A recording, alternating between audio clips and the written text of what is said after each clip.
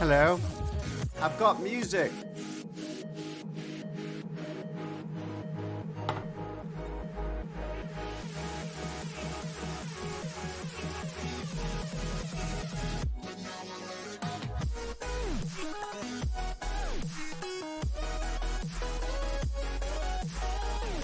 Oh yeah. I got music. All right. So.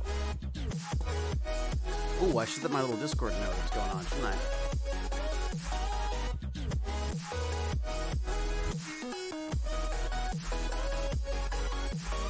Different song. Oh my god, I'm one of those people who just decides to change the channel all the time. Upbeat dance. What about that? Ooh. This sounds more like my disco tunes.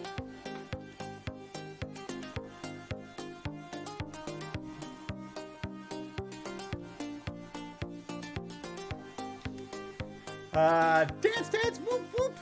Eva Maferi. How are you, Eva Maferi? I prefer this music. The other stuff is too cool for me.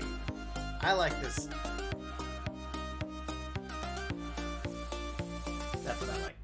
All right, I got my coffee. What does this count as? This is good.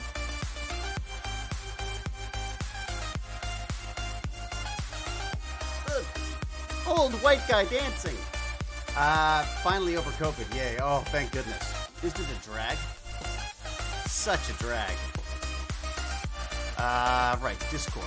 Said I would also go to my Discord and let people know.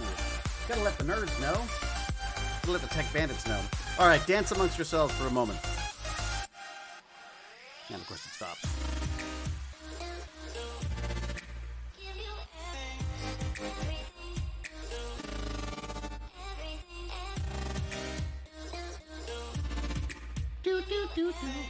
Yeah, I can listen to this stuff all the time. I'm like such a nerd on this.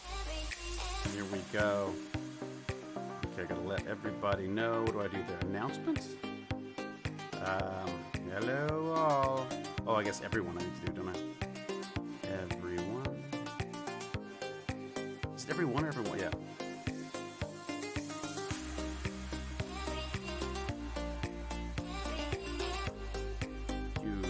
Live now if you'd like some tech banditry. Gotta let the Discord folks know.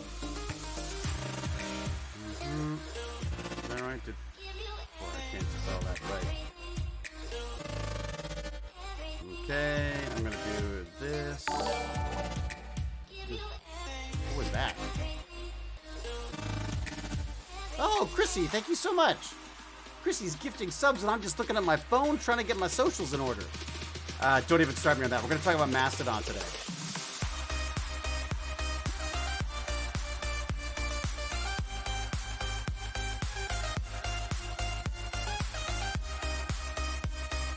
This is a good one. I like this.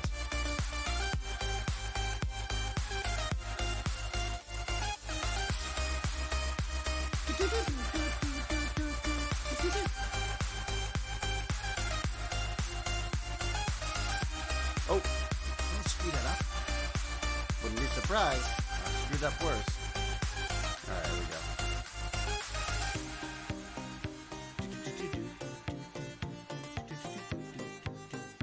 go. Okay, so I've done that one. I should probably let the TechBandits know, shouldn't I? Here we go. Paste that. And I can add this. And then you'll have my sort of full attention. Sort of. Very good, very good, very good, very good, very good. I was taught at uni to use a funnel approach to searching. Oh, yeah, so I have a bunch of questions I got for you. Oh, yeah, it's even, look, my Discord's even let me know that I'm live, too. So I guess that means it's sort of working. How do we go? Everyone can hear everything? Midgrek, how are you, Midgrek? Hello, everyone. And another one, first-time chatter. This is Malpronouncer. That's me, I'm a Malpronouncer.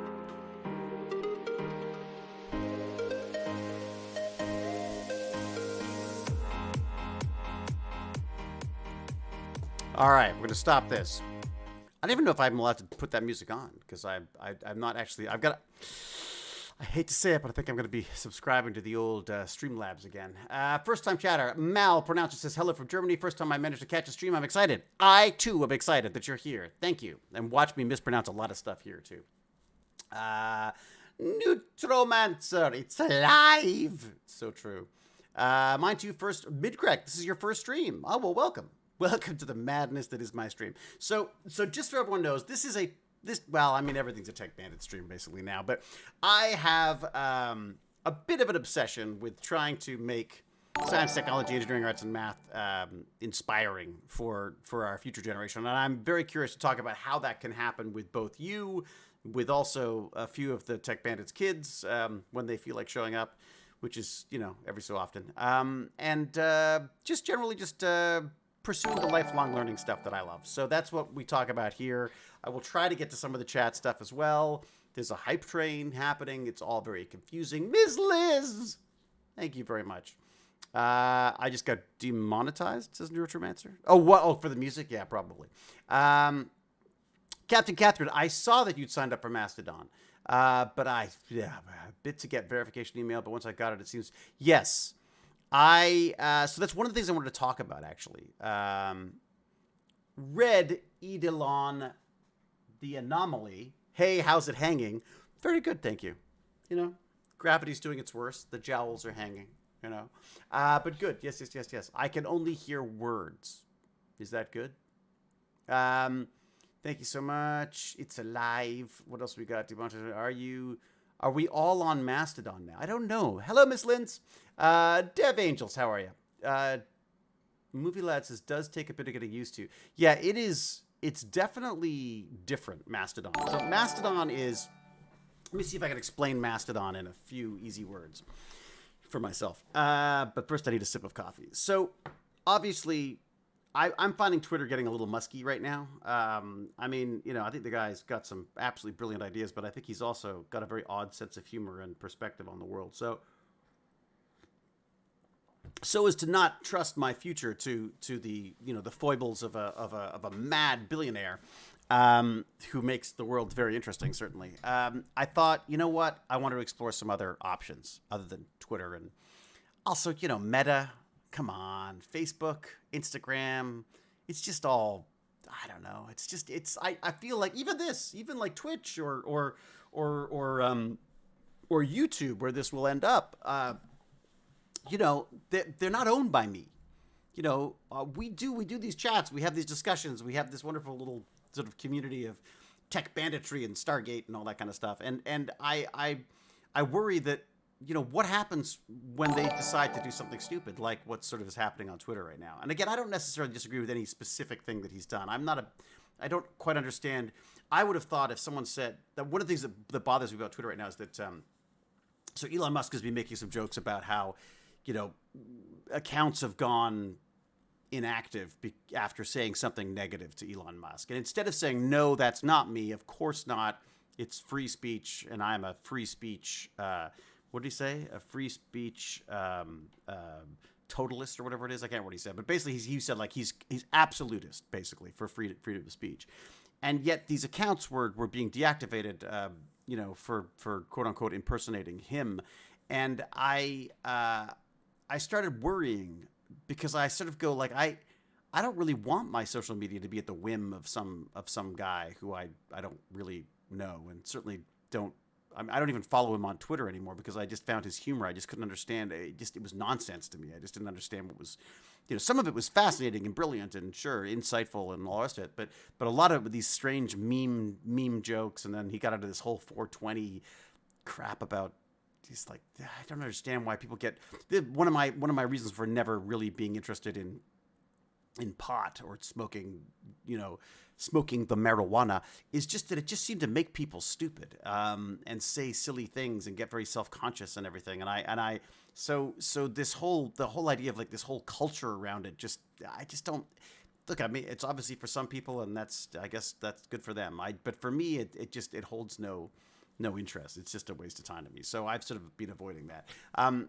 Quick few hellos. Paperclips, thank you very much. Ms. Liz, of course, you are always ridiculous that you have to subscribe to these things. And then, oh my gosh, Red Eidolon, the anomaly, from first-time chat to subscriber. Thank you so much. It's very kind of you. What do we got? Radape 888. Hitler was a bad person. Discuss. Wow, that's a hell of a first chat, isn't it? Go for Fluffernut, subscribed. Thank you very much. I'm gonna hold off on that first time chat because I know it's a bit of a troll, but I also have something to speak to about that actually. So the Twitter thing, I thought, what do I do? What do I do? I feel like I want to hedge my bets, and I'm finding this also, as I say, with all the other platforms as well. What happens if it all goes south? And I find myself without this like wonderful community that I've built that you've built around me and my silly interests over the last number of years. So, what I would really love to do, to be honest, is I'd love everyone's email address or everyone's text numbers. I'd love to be able to just have a list of people that you can email and all that kind of stuff, and you could bring that wherever you go. The next best thing is this thing called Mastodon, which is not just a replacement for Twitter, which I think it is. I think it's possibly more than that. It's a lot more complicated than Twitter, I have to say. There's a lot of stuff I have to work out. I don't understand. I have not even scraped the surface of this. I'm sure I'm going to embarrass myself and everyone else in the process as I figure this out. But it's a new system that I've found. It is entirely open source, which means that the code is available to everyone.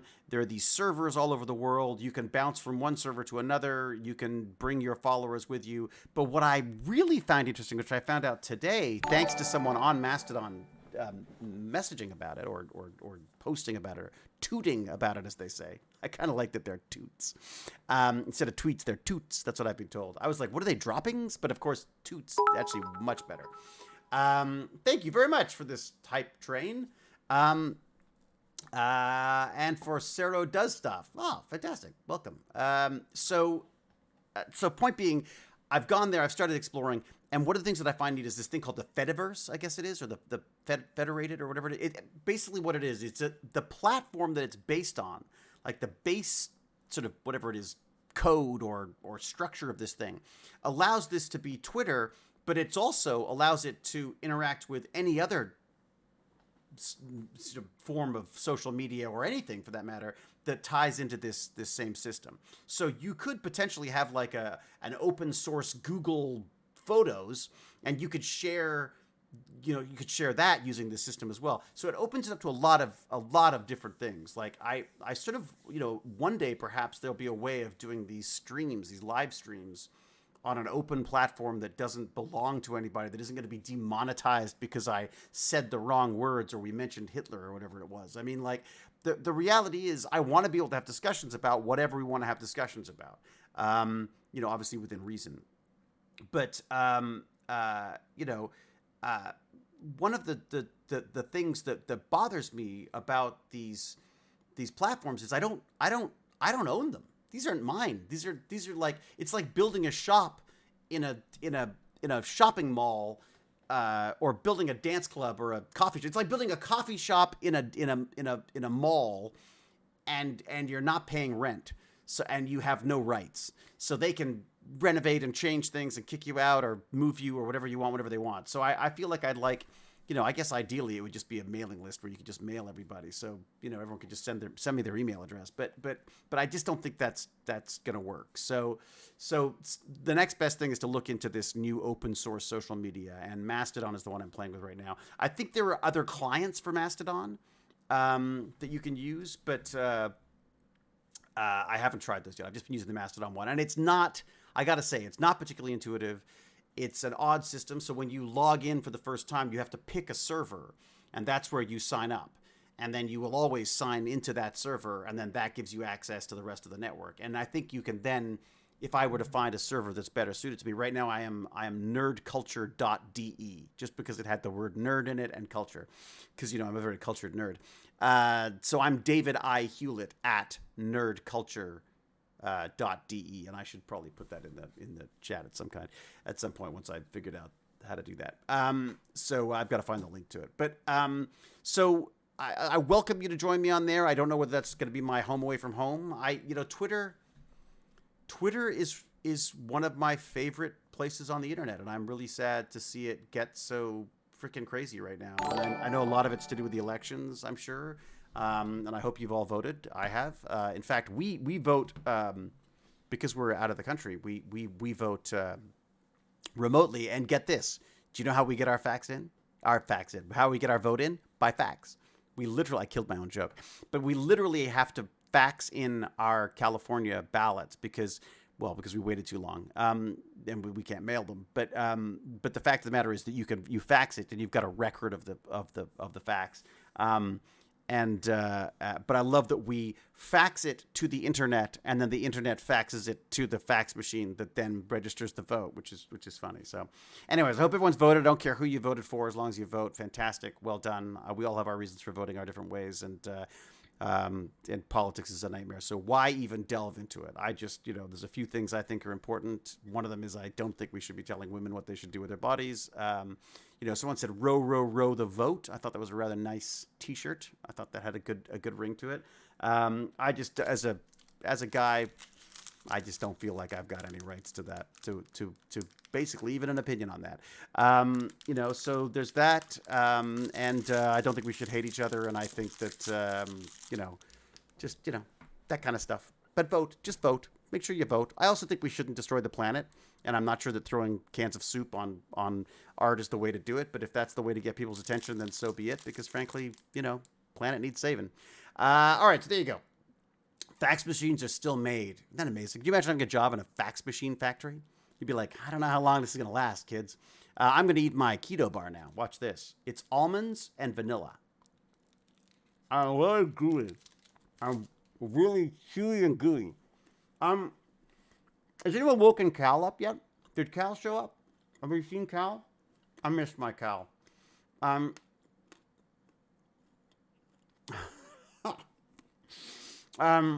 Thank you, Radabe888, for your input.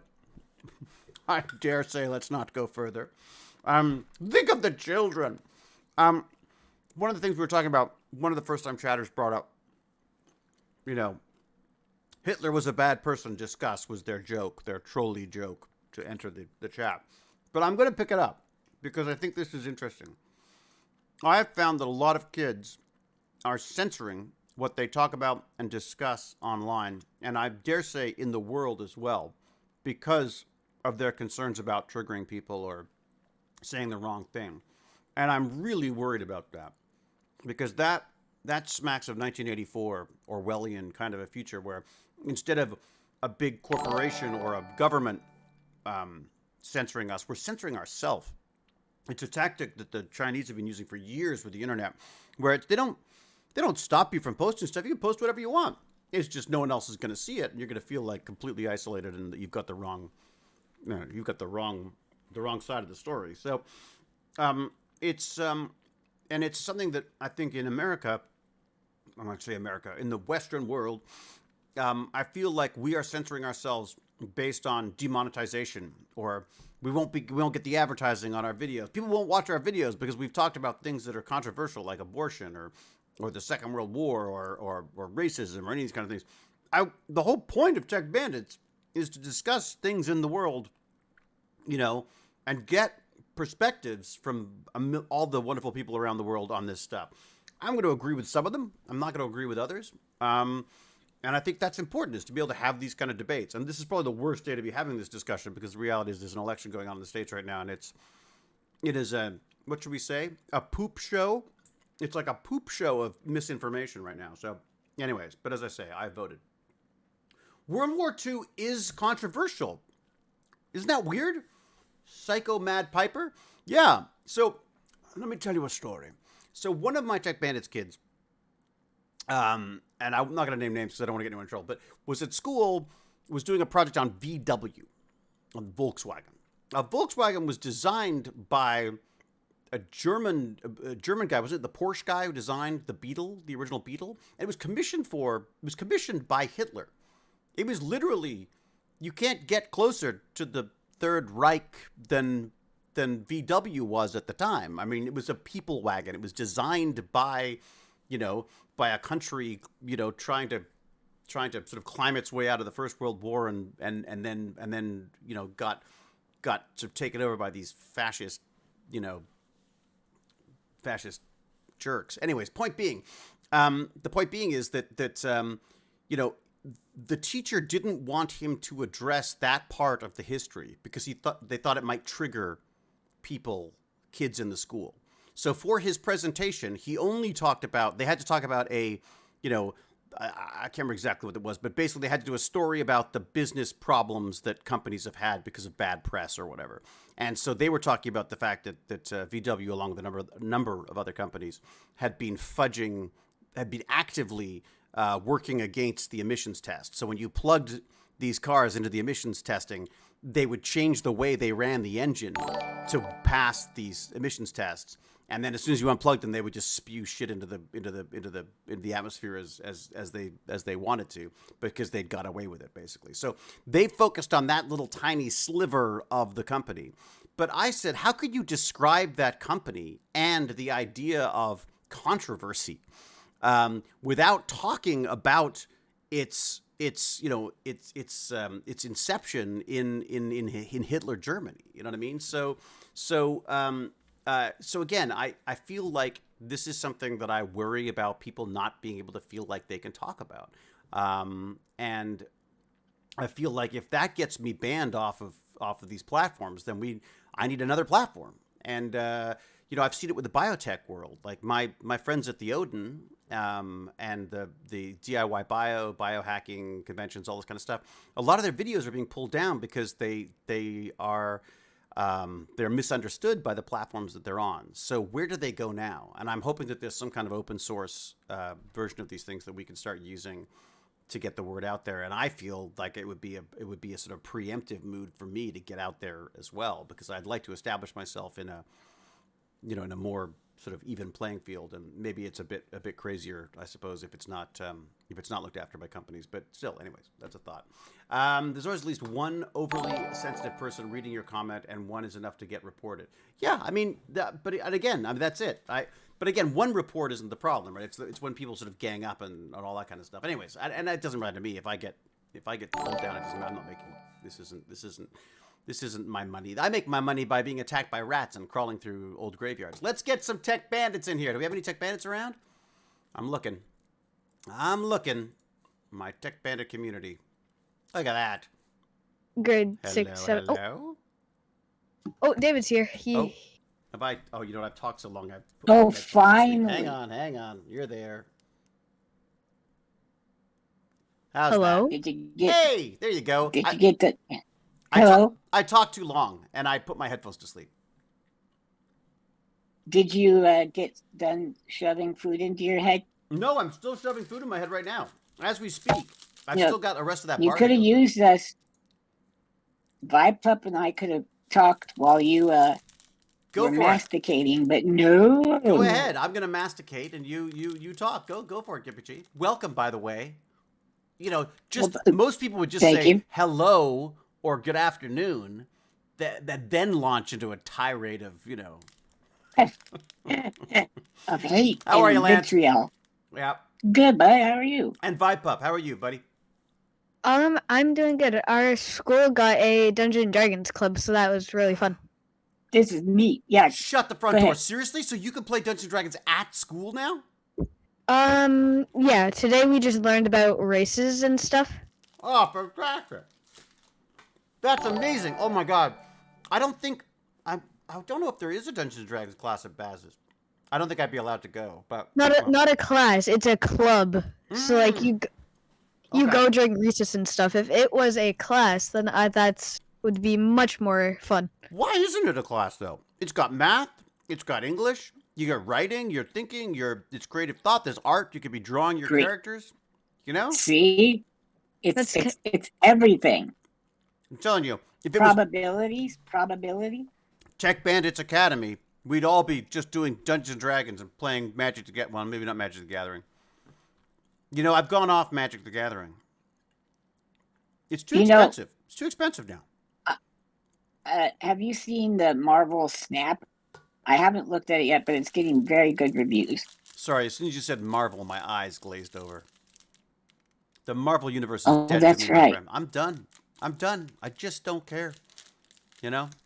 I mean, I'll admit I was lured a little bit back with that with the man thing showing up in that thing, but Yeah, Werewolf by Night. but I just I don't care about Captain America anymore. I don't care about you know. I'm Wait a sure minute, I the think you accidentally got the microphone in your mouth. I think I might. What happened? What are you saying? Yes. Well, no, I'm doing an ASMR stream I'm at the saying same time. accidents happen. Is that a problem? So, yeah, I know I shouldn't. I haven't even watched the new Star Wars stuff. You know? Well, you know, for me, I just love it. Have since I was a kid. I have a subscription to that Marvel Unlimited. Oh yeah. So Yeah. that actually, you know what? If you They have digital Disney comic Plus, books. They digital comic books. yeah, Yeah. if you have Disney Plus and Hulu, you get that for free. Really? So you might want to think about that.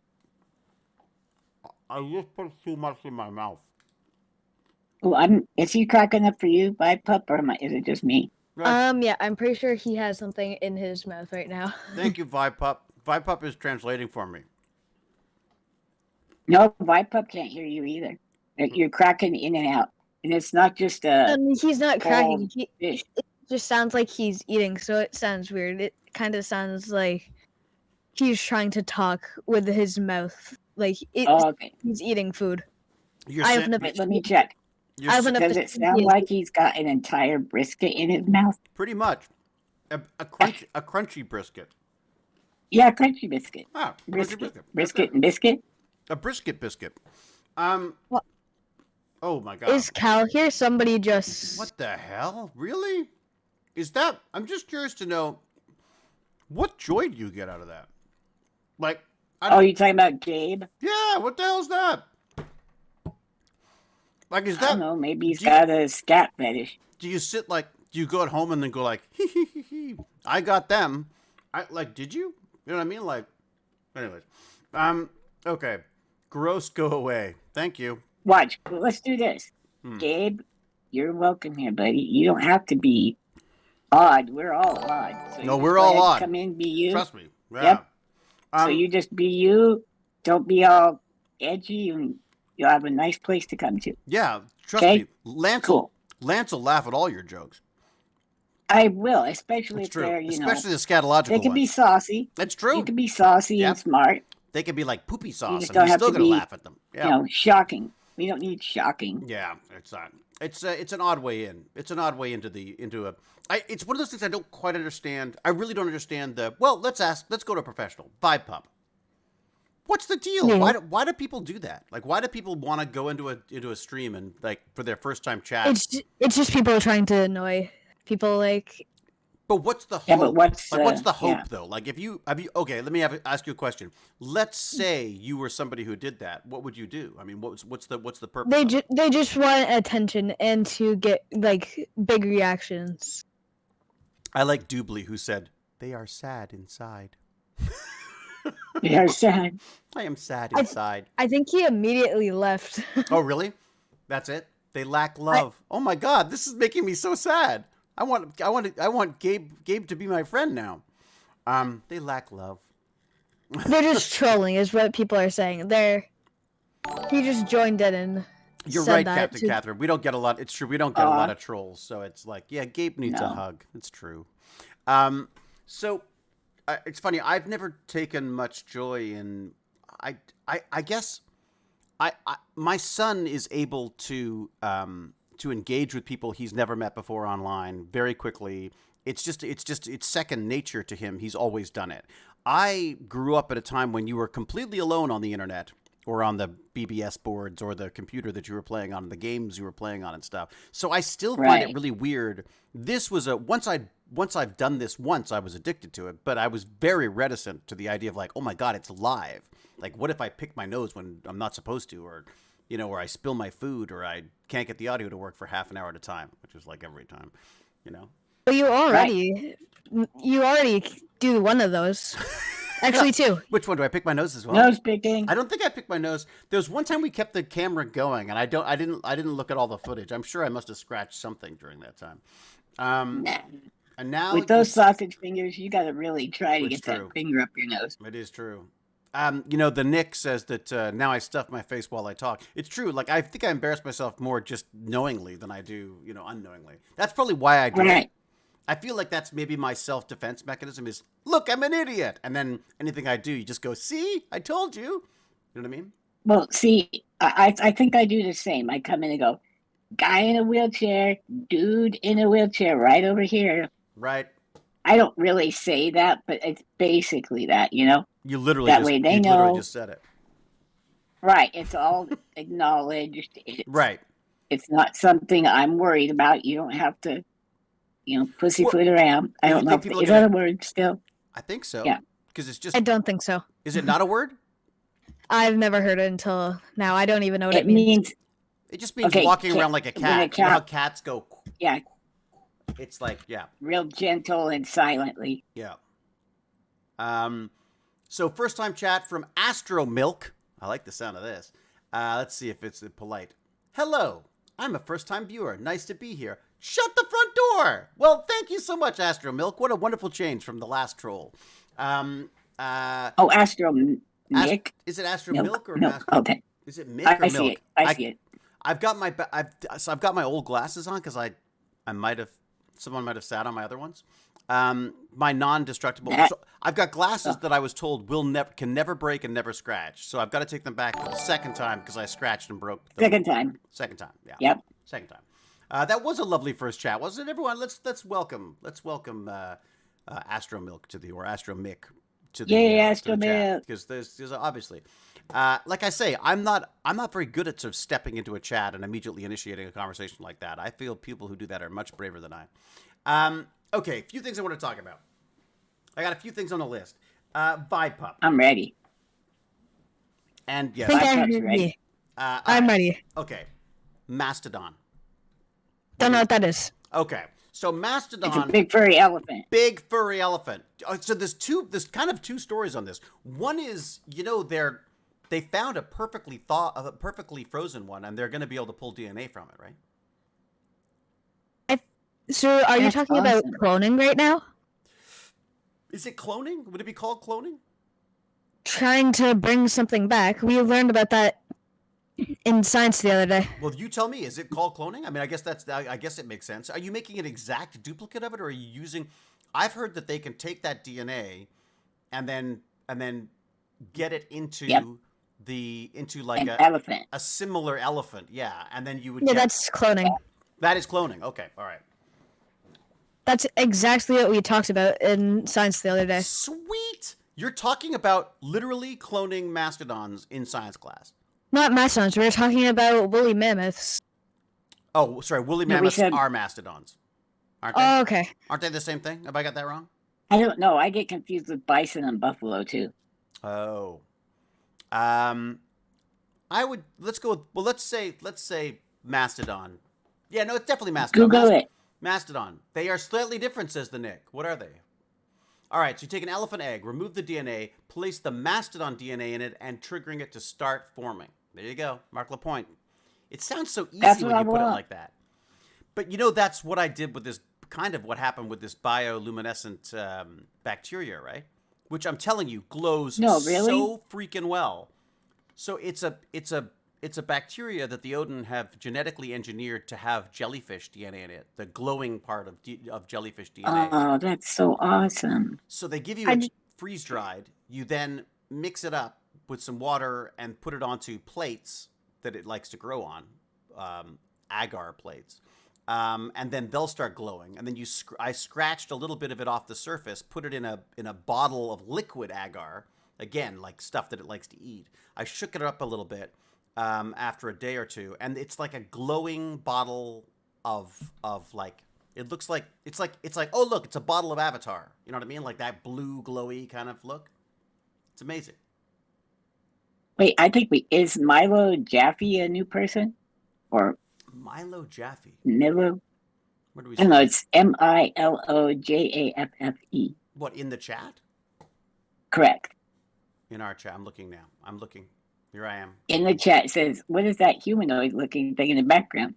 I assume they're not talking about you because you're in the foreground. I'm in the foreground, so it can't be. Oh, they're talking about the the robot. The Meccano robot. Yeah, that's a Meccano robot that one of my old tech bandits gave me. Apparently, they were going to throw it out, and he turned to his mother and said, "I think David would want that," and he was right. It wasn't working, so I fixed it up. So now that it all works and stuff, and then I gave it extra eyes, but I took his eyes off. These are my. I took his eyes off because I was dressing up for Halloween, so I have a little Raspberry Pi set up with these two eyes that blink and stuff, which is kind of fun. I don't have anything to plug it into. Oh, maybe I do. Wait a second, maybe I do. Hang on, maybe I can plug it in. I'll show you. The Nick is laying us some knowledge too. Oh yeah, what do you got, Nick? What do you got? May I read this Please for you? do. Despite the superficial resemblance, mastodons were distinct from mammoths. Mastodons were shorter and stockier than mammoths, with shorter, straighter tusks. Mastodons were wood browsers, and their molars have pointed cones, especially adapted for eating woody browse. Huh. That's weird. Mammoths were grazers. Their molars have flat surfaces for eating grass, I guess like a cow. That's cool. Wait a second, so which was But which? when I see the David, mastodons are the grazers? Are they the grazers? Correct, but they are the ones with the big curved so the classic tusks. the classic sort of the classic looking Right. woolly mammoth thing. Okay, but it's actually okay.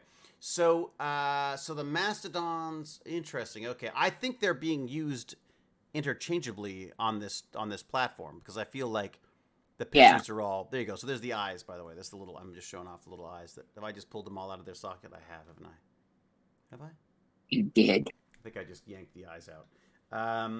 So does that work? What have I done? Yeah. Anyways, Good luck, Sarah. They worked for a second. Did it reboot? Oh, I think I might have rebooted it. Shoot. Yeah. You're rebooting eyeballs? Yeah, my eyeballs. They run on a Raspberry Pi. They're the cutest little things. I saw them. Yeah. I thought they're cool. Yeah. So that was on my robot as well for a while there. Okay, what do we got? I'll report back in 15 minutes. Sarah does stuff. Really, what's happening? I just took. Oh my gosh! Just took a COVID home test. Wish you luck. Good luck. It's a beast. Okay. Maybe the difference between Asian and African elephants. Not sure how far they were apart. The nick. So yeah. So there was definitely a type of elephant that they were saying that they were going to breed it.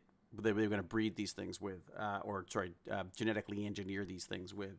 But I actually think it would be breeding, because if they're taking the eggs from new, like, ones that are alive now and putting the sperm of a but I don't think they're putting. But are they doing that though? They're not though. Aren't they having like a? I'm assuming that the egg is fertilized already because we don't have the mastodon sperm. We've only got the DNA, right? So there must be some way. They must be constructing the egg somehow. I'm wondering if they fertilized the egg already and then put it in, or maybe the Nick will know. This seems like a Doctor Professor Perfect question, but you know. Yeah, I wish he was here. Zimbo Ash says, "Hi, David." They put the DNA. Oh, there you go. They put the DNA of the extinct animal into the mitochondria of the egg. So they make the egg genetically engineered, and then it can go and reproduce, and you'll get the new guys. Is that it? With cloning, don't they take the egg and wash the DNA out and put the DNA in? So that's two people who say that. Okay, that makes sense. Okay. Even once they combine the DNA of the mammoth with the elephant, it's going to take several generations to breed a true mammoth. Yet it still wouldn't be a true mammoth, would it? Like, because it's always going to have that elephant portion to it, isn't it? They were talking about... Yeah, but... Yeah, go ahead. You're going to look real good riding on one of those in a movie someday, though. Especially if they can make miniature ones. Can you imagine, like, little mini mammoths? That'd be like a... I want to see you on a giant one. Like, you're up on its shoulders with your spear. Yeah, like your Tusken laser Raider. pistol. Man. Like a Tusken Sand Raider. Yeah. That's going to be you. I did a podcast today. I like, not even, like, sort of on the spur of the moment. My friend Joe Strachey, who's the producer, Strachey is the producer. I never get it right. Joe, who produced C, all of those seasons of C, and who is blind. and I have been having these chats about stuff. And I actually asked his advice about this documentary thing we were working on. But we ended up having such fun conversations that I said, let's just record these. Let's just record some chats. So I'm gonna have to drag you in, Lance, because I started talking to him about our Works for me. about our iPhone thing. Yeah. And and he's got all these connections at Apple who he can help us out with. So Yeah. he's got connections everywhere for that matter. The guy, he's just the best guy. He's like everyone's like best friend. It's just you'll love him. So I'll drag you in next time and we can discuss this stuff because we almost always end up talking about accessible tech. But we were trying to come up with names, and the reason for accessible tech is the reality is this is what we decide. This is what we got down to. We're like, technology is literally about enhancing humans, right? You use technology. Right. Technology is what distinguishes us as human. Is our use of technology, right? True. So To expand our ability. exactly. Yep. So we can't reach that apple in the tree, so we get a stick and we poke it, and we there you go. We just use technology. So, right. But the point is, it augments our physical abilities and I guess our mental abilities now. So the idea is that all technology is assistive technology. So that's true. Yeah. But we were trying to come up with names, and so actually I shouldn't say it. I shouldn't say it until I've registered it. Should I? Should I register the domain name and then I'll tell you? Why don't I register it right now? You can actually document. Here, talk amongst people. I'm going to register the name and then I'm going to tell you the name of the podcast. All right.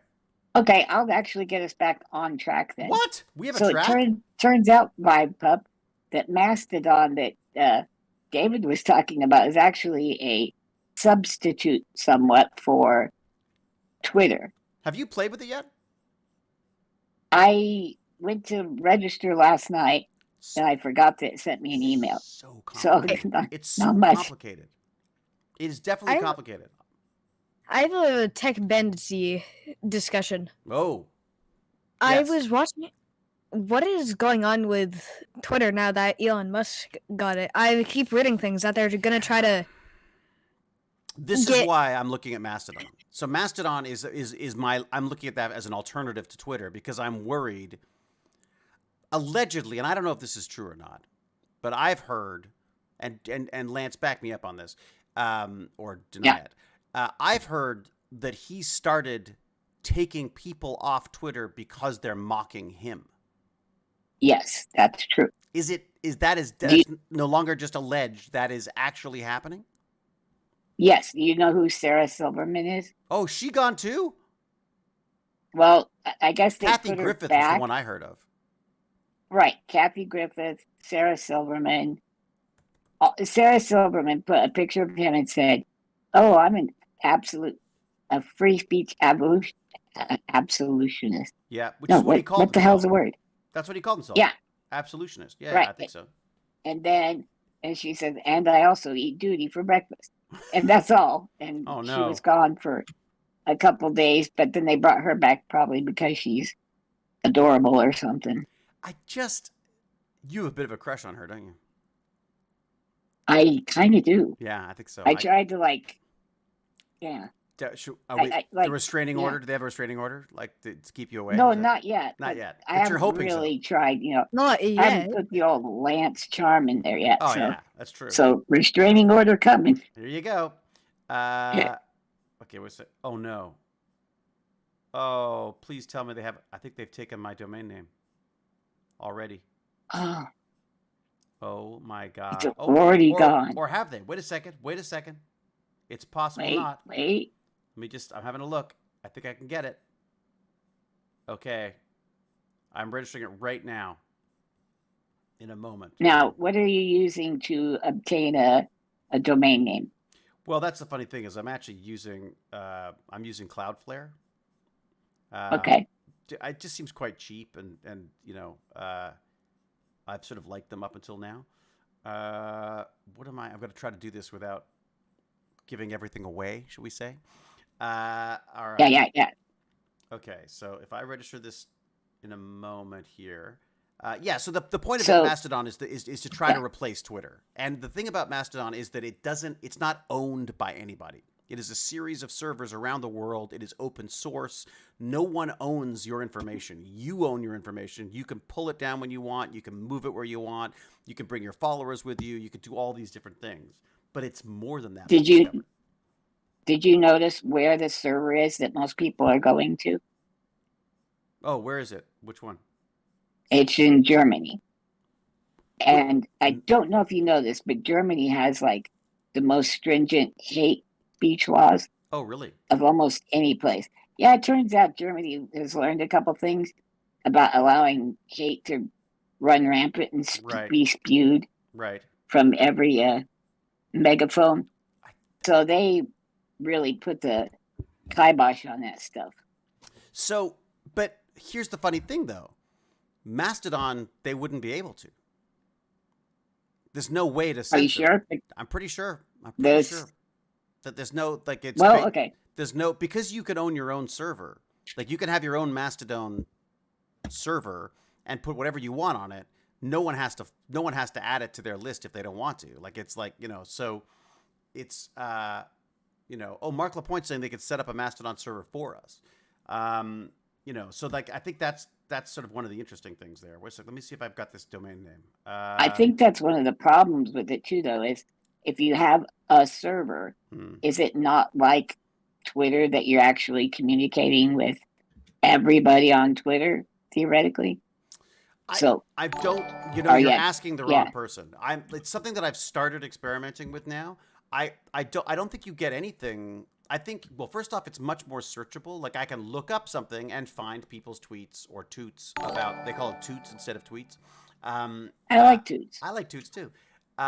So it's like a Twitter Discord mix. It is kind of, but what I like about it is it's part of this thing they call the Fediverse. Is that right, or the Liberiverse? I don't. Never heard. Well, basically, the platform, like the code that makes this Mastodon thing work, is usable in any other format. So theoretically, you could set up your own open source Google Photos, let's say, and they can be checked. You can check on those through Mastodon, or you can check on Mastodon through your new whatever your Google Photos ripoff is.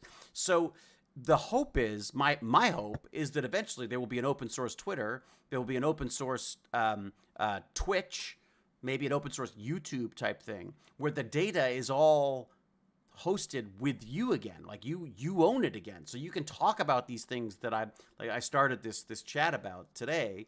I'm worried that people are self-censoring because they're worried about advertising dollars. They're worried about their terms of service on their different things. So have you noticed? Yeah. Go ahead. Go. No, go ahead. Well, to me, I'm really noticing that a lot of people, what they think of as free speech, they're not letting me speak. And what they mean is they're not letting me be hateful. Like no Jewish question, no asking questions like, did the Holocaust really happen? And they act like that's a legitimate intellectual standpoint that we can all discuss. Do you know what I mean? I know, but I guess my issue is, how do you stop that? I mean, how do you stop that without trampling on freedom of speech is such a weird thing, right? We are not free to yell fire in a crowded theater, right? That is not, you don't have to, your freedom of speech does not go to that. So if you're saying, if you know it's going to ignite violence, is that allowed? Well, but also though, you have to remember, freedom of speech, at least in America, means the government's not going to come pick you up and put you in jail. It doesn't mean you can go on into somebody else's business and start writing, slurs on the wall. Right. If that business doesn't want you saying something in their place of business, they don't have to let you. Absolutely. And Elon Musk owns Twitter. He spent many, many billions of his money and whatever. And Saudi and Chinese money too. Yeah. But here's my deal. Have you noticed that the Muskites, they were free speech, but now that Elon is doing it, they're telling the people, it's his company, so he can do what he wants. There's free a lot speech of doesn't have to do with this. There's a lot of back. Yeah, well, it just means there is no morality to it. It's literally like what would you, tribalism, I guess. Yeah, I think that's a great way of putting it. I feel like that's what's happening. I look, one of the reasons why I'm looking at alternative Twitters, for want of a better word, toots, is because I've literally in the last week or so, and I don't want to just blame Elon Musk because I know there's also an election going on. I hope everyone's voted, by the way. I did. I've faxed in Ooh, my vote. Literally, that's how you vote from out here. You fax. Either I have to mail it in or That's I so fax cool. it in. And faxing it in just seemed so much more modern somehow. Anyways, but the point being is the last week or so, the last couple of weeks, Twitter has become much less interesting to me than it has in the past. It feels much less. I'm seeing a lot more time wasting, but not like I usually like I like my time wasting to be about like, oh, look at this new solar farm or this new robot or this new Yeah. the fact that they've now injected people with blood grown in a lab, that kind of stuff. That's the kind of meaty stuff I want to know. I don't care about what Elon Musk said compared to what he's saying now. No. I don't like it. Just seems like a soap opera that I just don't want to be a part of. I have 5 younger sisters. I know from drama. True. You're an actor, for God's sake. I'm an actor. I Yeah. live drama, for God's sake. That's right. It is. It's too much drama. That's it. I just don't want the drama. I just don't. It's one of the reasons why I don't really like Facebook, because Facebook is just a lot of relatives arguing about different political views or how to cook a turkey. I mean, like it feels fractious. And while Twitter, I've always heard that Twitter's a horrible place by people. I've never found it that way. I found many. Either. We were saying the other day that we found each other on Twitter, didn't we? I mean, that was. Well, was it? No. We found each other in Barnacle Barnacles, that's chat. true. That's true. Yeah. I mean, although, like, Barnacles is totally sucked up in it, though. Like, that guy is out for Musk blood. You know what I mean? Yeah. And I feel like I was just like, can't let get it that go. interested. Yeah, I'm like, dude, you're giving yourself you're gonna have a coronary or something. It worries me that Yeah. like it's I understand his frustration, but at the same time, I'm like, it's a powerlessness that I don't want to embrace myself, if that makes sense. And I think it becomes conspiracy as well, right? Like, I think people start going like, aha, they're censoring me, just me. And it's like, well, are they? Or is it just a general, Well, that's another thing. Okay, free speech.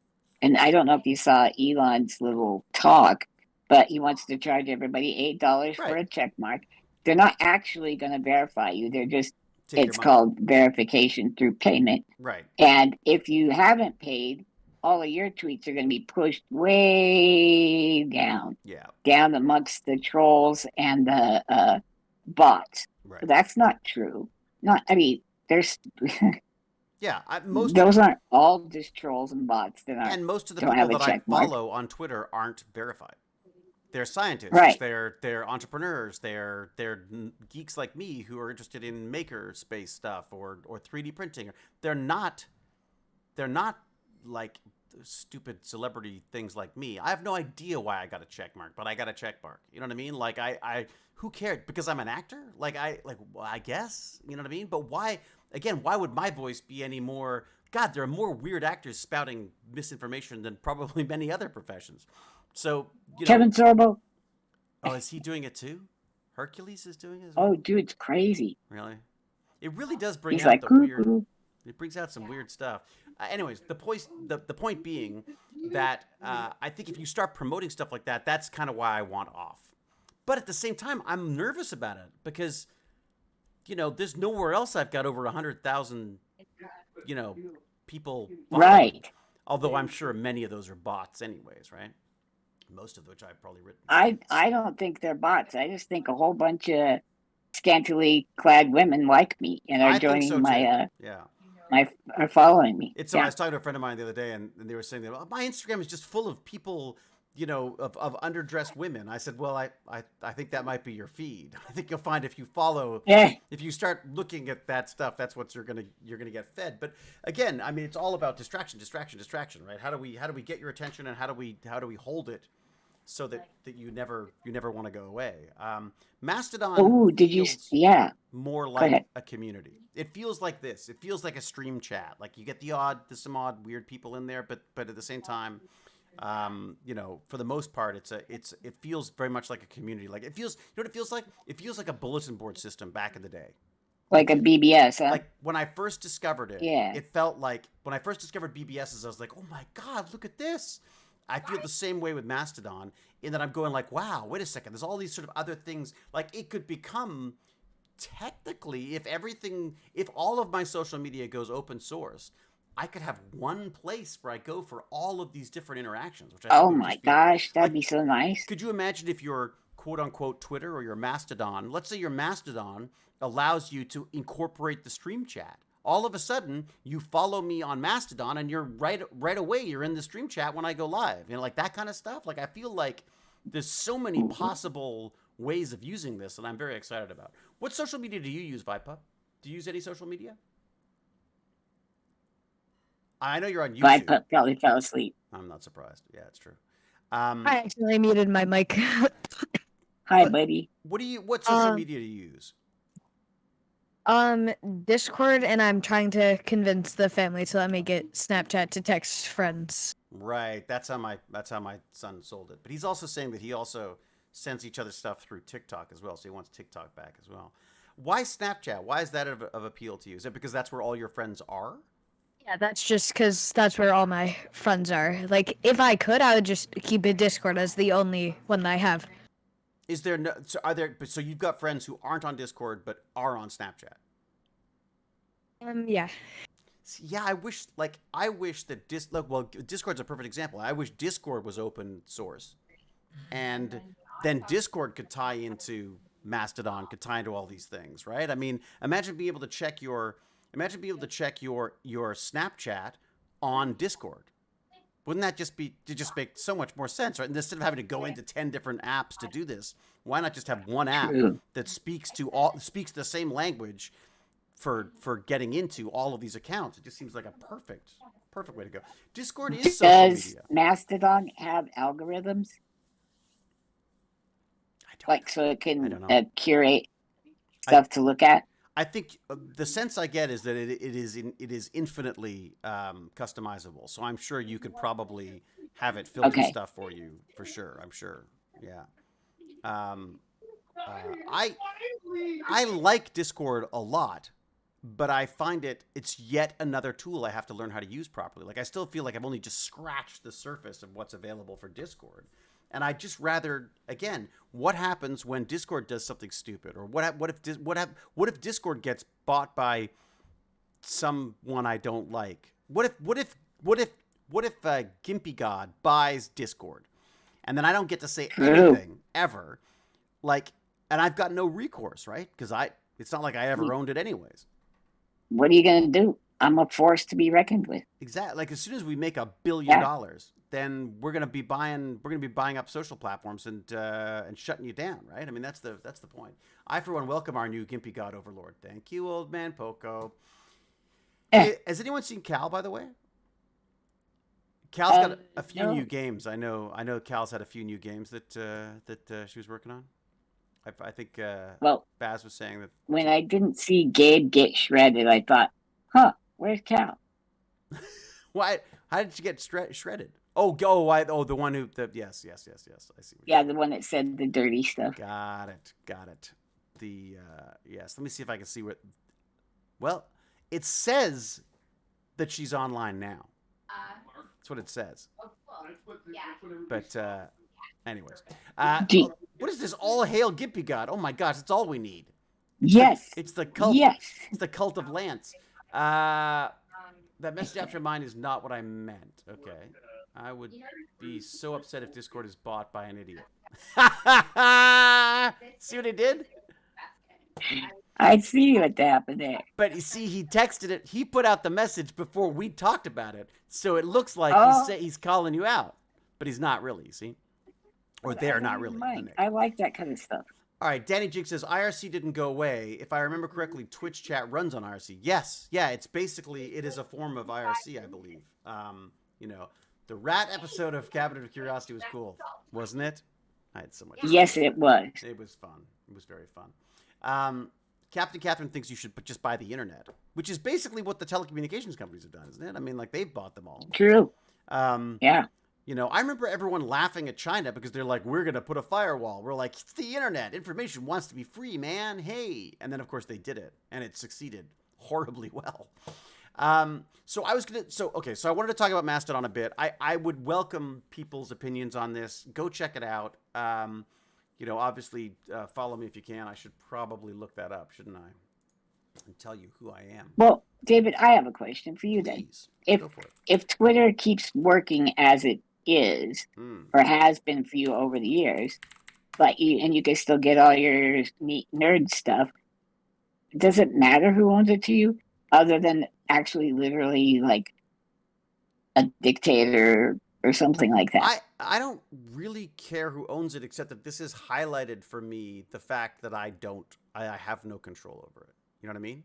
Like, that's my biggest concern. Is I go, what if it all goes south? Like, what if, you know? See, that's my only concern. What if it goes away? I don't really like the owner of a company, you know, tweeting out who we should vote for. You know what I mean? Like, I just don't feel like, especially if it's not who I want to vote for. Okay, so I think I'm going to post my disc. I think this does it. I think if you click that link in the chat now, that will take you to my Mastodon. I think. But anyways, it's not just, I'm sorry, I'm making it all about me. But the point being is I just wanted it to be, I would like my information not to be locked into these companies. I don't trust Meta, Facebook, Zuckerberg. I don't trust, you know. No. I just don't. I don't trust Elon Musk at all right now, because I just think that he just seems like a deluded child right now. Deluded, yeah. Like, I think I forgot that he told everybody who to vote for. I forgot that. Well, and I think he's probably brilliant, and he's probably on the spectrum in some way. But I don't believe in the church of Elon Musk. I loved Tesla for a while. And then it became this weird meme cult thing, which I don't understand. So, so I'm not a big fan of Meta, Facebook, Instagrams, the Snapchat, any of these platforms that own and have access to all of my information. I love the idea that I can have an open source thing, you know, and I'm willing to spend some time goofing around with it in the hopes of making it work. But as I will warn everybody, it is not as easy as just like signing up. It's a little kludgier than these more slick programs, but I'm sure people will very quickly come up with slick ways into these things. You know, when I clicked on your name, it opened up my email client thing.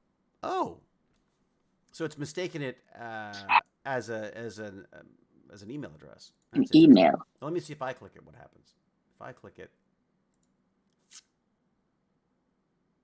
No, when I click it, it takes me to the web. But are you doing it on an Apple? On a Mac? Are you doing it on a iPad? So maybe it's got a different iPad. So knowing the Macs, they don't like to launch anything without, you know, going through their own stuff first. Okay, so please, if anyone's got any information on Mastodon or got good links or intros or things I should be looking into, I would. Nerd Culture isn't accepting any more new registrations. Well, here's the great thing, Okimanpo. It doesn't matter. You don't need to. You can go to any one of those services and sign up again, and you'll have access to my stuff that way as well. That's the beautiful thing. I'm thinking about moving off Nerdcore. If I don't know anything about nerdcore.de. I don't know anything about them, so it's possible that I will move to a different one. But you can do that. Like, literally, you could do it without it interrupting your social media stuff. So, the Nick. Well, I'm glad we could introduce you to Mastodon. Let's see what's up. I like what I hear in this conversation. You're just an awesome human. Ah, I think they must be talking to Vibe Pup. I think, because it can't be us. Because we're terrible. That's it. Activity Pup. Thank you, Dev Angels. I was trying to think of the name of this. It's called Activity Pub, and it's the open protocol they use. It's now recognized by the W3C. The docs.Johns explains Mastodon in a good, concise way. Oh, fantastic. Okay, Dev Angel, You rock. Let me see if I could type that in. So the is it W3C dot? Oh, is it docs? No, docs dot join Mastodon .org. I think that's. Let me just double check this link myself. And let me see if this will work before I start sharing it to people. I should probably make sure it's not, that it's correct. Here we go. Yes, there you go. So here's a great, thank you very, very much for that. God, I love this chat. See, I wouldn't want to lose this either, but wouldn't it be fun if it was just open source and you know, I suppose to some extent if it's IRC, I suppose you do have a certain amount of open source access to it. It is you guys. Thanks for making the world a little better. Thank you. So if you register on a different server, it doesn't matter. You can still interact. Exactly, Malpronouncer. That's exactly it. As long as it is part of the Mastodon network, which any of those servers that show up are, you can access the rest of these Mastodon servers and everybody on them. You will have to. What it'll do is I think it'll search your server for me first, not find it, and you'll probably have to search globally for it, and then it'll show up. But given that information that you've got, that will let you find me. So I'm kind of curious to see, because this could be quite exciting because it's the beginning. It's like the beginning of Twitter. It's like the early days of Twitter. You know what I mean? Back when it was actually a text app. You know, it's like the old BBS days where I've discovered that you can connect to the internet by dialing into another person's computer. I mean, like that kind of, I just feel like we're on the cusp of some really neat stuff. As always, a problem shows up and mankind, humankind, whatever we want to call ourselves, peoplekind, we figure out ways around it, right? I just think that's absolutely fascinating to me. Go for Fluffernuts signed up. That's amazing. The other thing which I'm going to suggest to people is that people just email me. I mean, I was going to say maybe everyone should just tweet, like should just email me and say Twitter follow, and then give me their email address, and I'll write a script just to run in and grab everyone's email address, and then I've got you all in a database that way. But I think this Mastodon thing will probably be good. Will Musk take us full war games? I don't know. You think he's that unhinged? I'd be more worried about Putin doing that than that. Yeah. I just think he's going to lose a lot of money, and it's going to end up back where it was. Well, someone told me this, and I don't know whether this is true or not. So someone who's, again, more the fiscally responsible brains out there can let me know. I heard that he takes his $1 billion and he uses that to borrow his 3 or 4 Dude, ladies and gentlemen, my son. No, he's not showing up. He's not. He's going to stay off camera, or is he? Yes, Hello. I just guessed it. We're just talking about Mastodon. Have you signed up for that yet? No idea what that is. Another social media platform. Thank you so much. Is this a cup of tea or coffee? Tea. Oh, thank you. Yeah. Much appreciated. All good. Yeah. I'm just doing sort of not an impromptu TechBandits, but having a little TechBandits thing. So if you want to dive, we're about to talk about lab-grown blood that has just been transfused into someone, or as I call it, super quick, less gross. Did you see the drone advertisement over New York? Was that they were playing Candy Crush? Yes. Okay, I'm going to be away for just a second. Sorry. You're gonna be Go ahead with the blood. All right. Feeding. They're feeding. I think Lance might be feeding. The blood thing was kind of interesting. Well, actually, before I do that, ViPup, any science or Mark Rober news for us? Anything we should know? Any updates for us that we should know about or interests? I finished my coffee. I'm now drinking tea, just so you know. I just got a new Crunch Labs today. I just got it from the mail. Oh, fantastic! Do you have a PO box, or does it go directly to you? It goes. Okay, are you rural enough that you've actually got to go to a mailbox to pick up your stuff, or does it actually get delivered to the house? I used to mailbox. You have a mailbox, yeah. Because I used to have to. I remember having to walk down the street to get my mail. It always felt so weird. But somehow it's also kind of, I don't know. I felt slightly more protected somehow, like it was far enough away. I now just get people to send me stuff through my wife's company address. So Mm. Oh, Dev Angel was dishing the Mastodon stuff. Okay, great. What do you got, Dev Angels? You can sign up on mastodon.online. Okay. Doggy sighting. Yes, I'm sure a doggy walked by. You just choose a server you like the look of and sign up there, and you can then access everything. Exactly. Mastodon.online is a mega server. Well, so Dev Angel, should I move to Mastodon.online then? Would that be better? Or I don't know. I don't know what nerd culture is. I think it's literally like a German one. And I don't know why it came up first for me, but so Dev Angels, you're saying I should do that? So I don't have to pick one to stay on because I can move. Yes, exactly. You can move. I don't exactly know how one does that, but yeah. What's the kit this time? What's the Mark Rober kit this time? The Crunch Labs thing. I'm pretty sure it's like a ball launcher. A bottle launcher or a ball launcher? Ball. A ball launcher. Haven't you already launched some discs or something? Yeah, we launched some discs. I was supposed to launch some balls, but I broke the thing by accident. Do you think you can fix it? No. Really? What happened to it? How could you break it that badly? If you are good enough, you can break anything that badly. It's true. I'm very good at that. Yep. But it was like shattered, broken, snapped. What happened? What was the part that gave way? What broke it? What classifies it as broken? Well, one of the pieces just decided it doesn't want to be there anymore. Oh, so you're missing a piece. No, I'm not missing a piece. I was building it, and then I wasn't being rough at all. In the piece, I was using some string. Yeah. And it has to be tied in a certain way. And then as I was doing it, the tie just broke.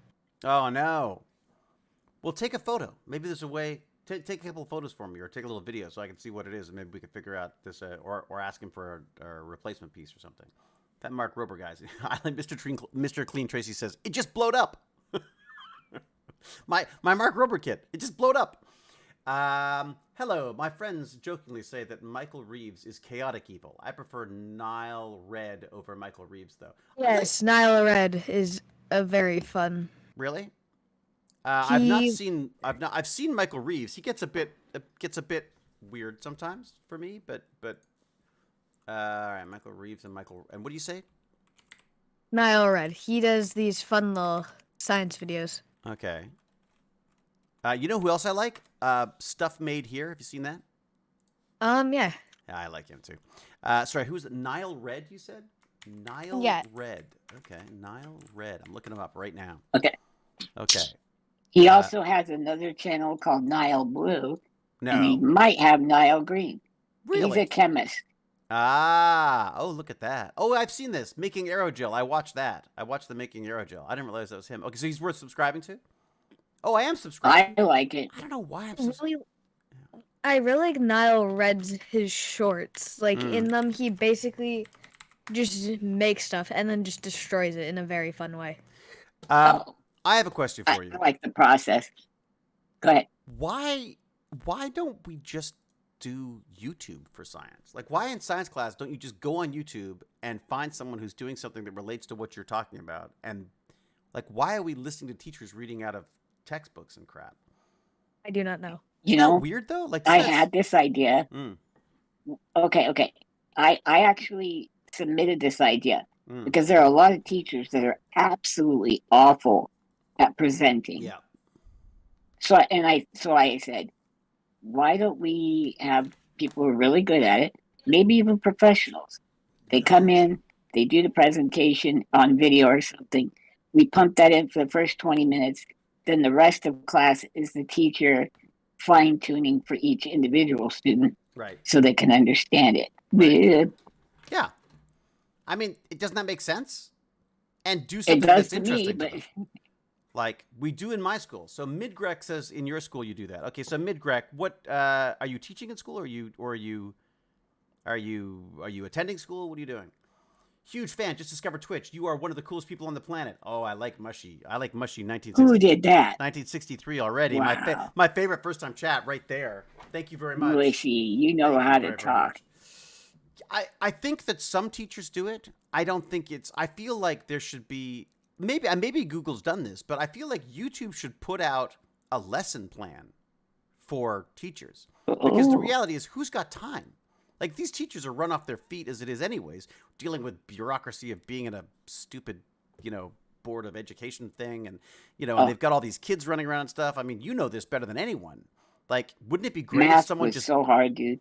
like if someone just gave you a list of great videos that all related? Why don't we do that? Can't we just build a site with all the cool videos that relate to a subject, a curriculum subject? We could. I I, haven't. The only thing I could think of for math is that Hall Academy, or what's it called?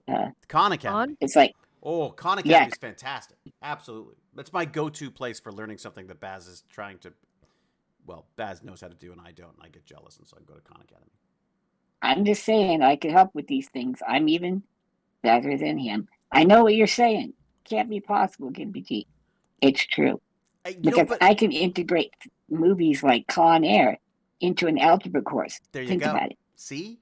But that's but here's the thing. My issue is this: is I want to be able to do that at 3 o'clock in the morning when no one's awake and I'm by myself. You know what I mean? I feel like the advantage of the video side of it is that there's no, if it's live, there's always that slight thing of like, I don't want to bug them, or I don't want to talk to somebody, or what. I mean, like this. Whereas the video stuff, I love the video learning because I can go and watch something on my own time, take my own speed with it. I can ask questions if I want to. I mean, Coursera's been pretty good. I've been taking this Coursera course, and that's been great. Of course, I've sort of dropped off for a while because I got distracted, because I then discovered that the whole computer science for Stanford is online. So I started watching all the old computer science courses from Stanford, which are just fascinating. Have you seen that stuff? No. Oh my God. Okay, I'm trying to do my show notes for the show today. I think it was Stanford. I can't even spell Stanford. That's how bad I am. Stanford, CSU, and I think it's something about computer science. And I think it was YouTube. Let's just check and see where it is here. Yep, there you go. Lecture 1, programming method. Oh, no, that's a really old one. Wow. No, that's going way, way back. This is a new guy who's really good, I got to say. Doing a great, like he's really like one of those great professors that obviously enjoys what they're doing kind of thing. Where is he? Oh, I can't see him. Huh. I wonder if that's it. Smart, ambitious. Nope. All right, I'll have to find it. But there's it's absolutely wonderful. Like, this guy is just a great teacher. He starts right at the beginning. He starts with Scratch programming, Vibe Pup, and man, Scratch has grown up. There's a lot of stuff you could do. You could type. I didn't realize that you can use Scratch to access AI, like open source AI stuff. Yeah. You can literally get it to do text to speech and speech to text, and there's object recognition and stuff. Like, it's pretty freaking great. Although most people I find they seem to be wanting to experiment with like either Unity or Unreal Engine. Yeah, that's. Seems to be the ones most people want to go with. What have you played with? Because you were doing a lot of programming when I first met you. Pac Mom! I can't believe it's been this long. Neither can I. Everybody, Pac Mom. Yeah. Say hi to Pac Mom, the fabulous Pac Mom. Pac Mom will be glad to hear that I finally went and picked up my my mouth guard for sleeping. The one I have has holes in it because I chewed through it, so I have a new one now. Do they have an adamantium one that you can't chew through? I was saying, like, where's my titanium tooth grinding thing? The problem is you often have to recheck a video if it's the right difficulty level, integrates with what you're doing, have been doing with the class. But I know a lot of colleagues that implement videos during homeschooling. Yeah, homeschooling is when it gets used all the time. I mean, I worry that I mean, look, I love the classroom environment when it's interactive, when the kids are talking to each other about stuff. Like, I feel like all homework and everything should be done at school with their friends, talking it through, which is what they do online. And they don't want that, dude. They do that online now. Okay. Like, my son's online doing his homework with people all the time now. Yeah, but okay. When I was doing this, okay, there is a little more chaos. There really is. Once you get the interaction going, it's a little harder to control. But if you know what you're doing, or if you care, You can do that. But a lot of them want to come to work. A lot of teachers want to come to work. Everybody shut up. Don't talk to each other. Don't look at me. Don't look at them. Yeah. Get their stuff done and leave. I mean, if that was one or two teachers, Yeah. fine. But it is a really high majority.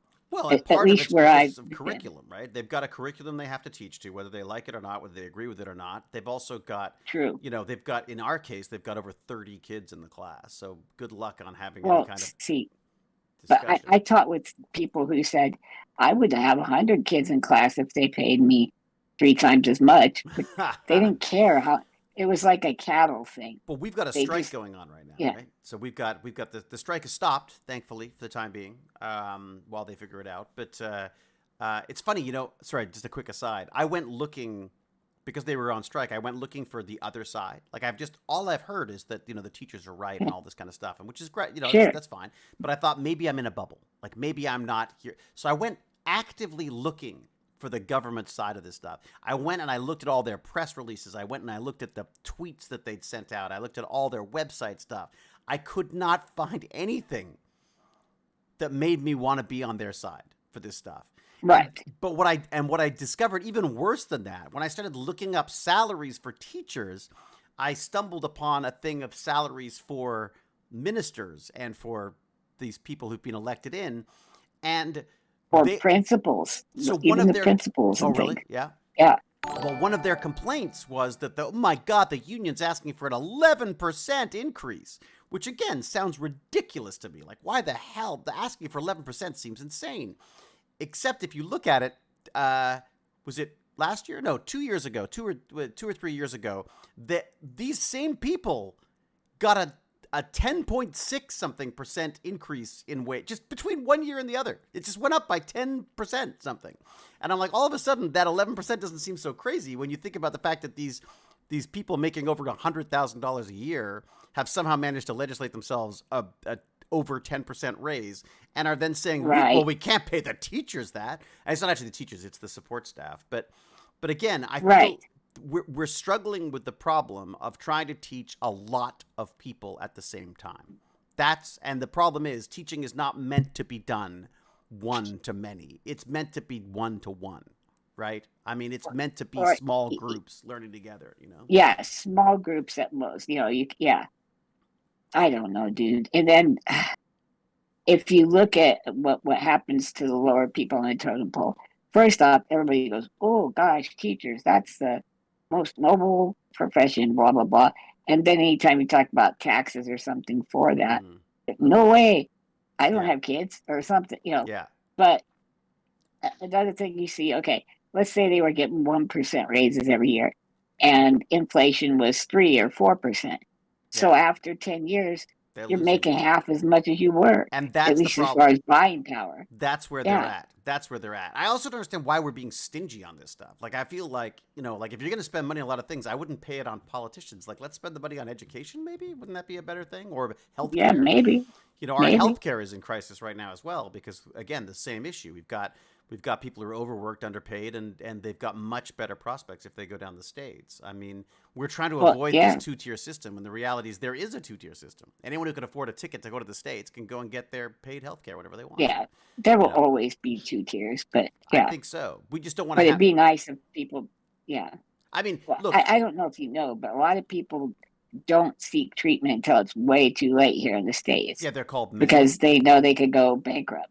Yeah, they're also called men who don't like to go to the doctor. I mean, I'm one of those, I'm afraid. Yeah. I think that's added to it, though. You're like, oh, well, I'm feeding the kids and my family, and we're barely making it. There's this little pain in my back. Is it really that bad? That kind of stuff. Is it worth the hassle of going to the right. doctor? And for you, that hassle is much higher than it would be for someone like me. I hate it. Yeah. I mean, I'm psychologically damaged by hospitals, but that's okay. That would be a different story. That's not surprising, really. I mean, well, and I think you could apply this to education. There are people who I think have had a bad. I had a bad education. I had a bad education. I was, I don't think the school I was at was bad, but I think they didn't know what. I think better than some schools, in that they found me something well, I mean, I found something to love, but they nurtured it, if that makes sense. Like my friends and I wanted to make See, movies, that's and they yeah. nurtured that. I think that is a good school. But from What an do you think? academic standpoint, it was a disaster. Okay, I offered extra credit if people could come up with a way to take what they love, let's say art, Hmm.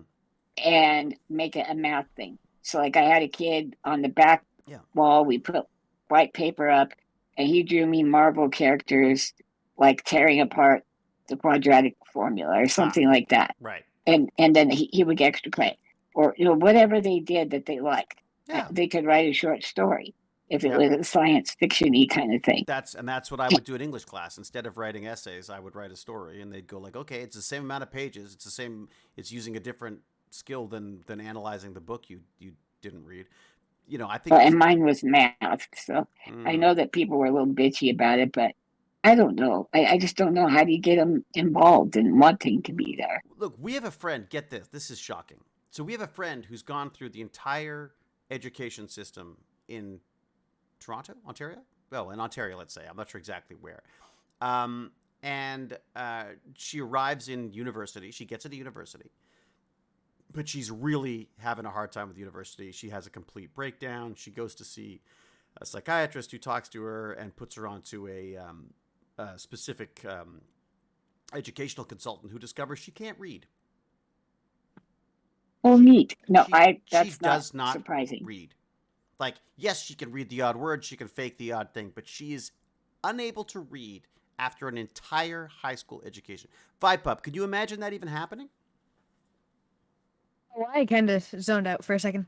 No, I was just saying, so someone who came out of, so there's a friend of a friend whose daughter is at university, made it into university here. She cannot read.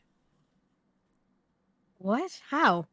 She just like sort of like it never really caught on.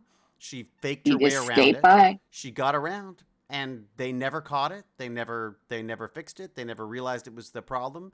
And it was just like I don't think even maybe I'm not even sure she realized that she didn't really know how to read. But it was her Can she reading level was multiply and stuff, or do you know?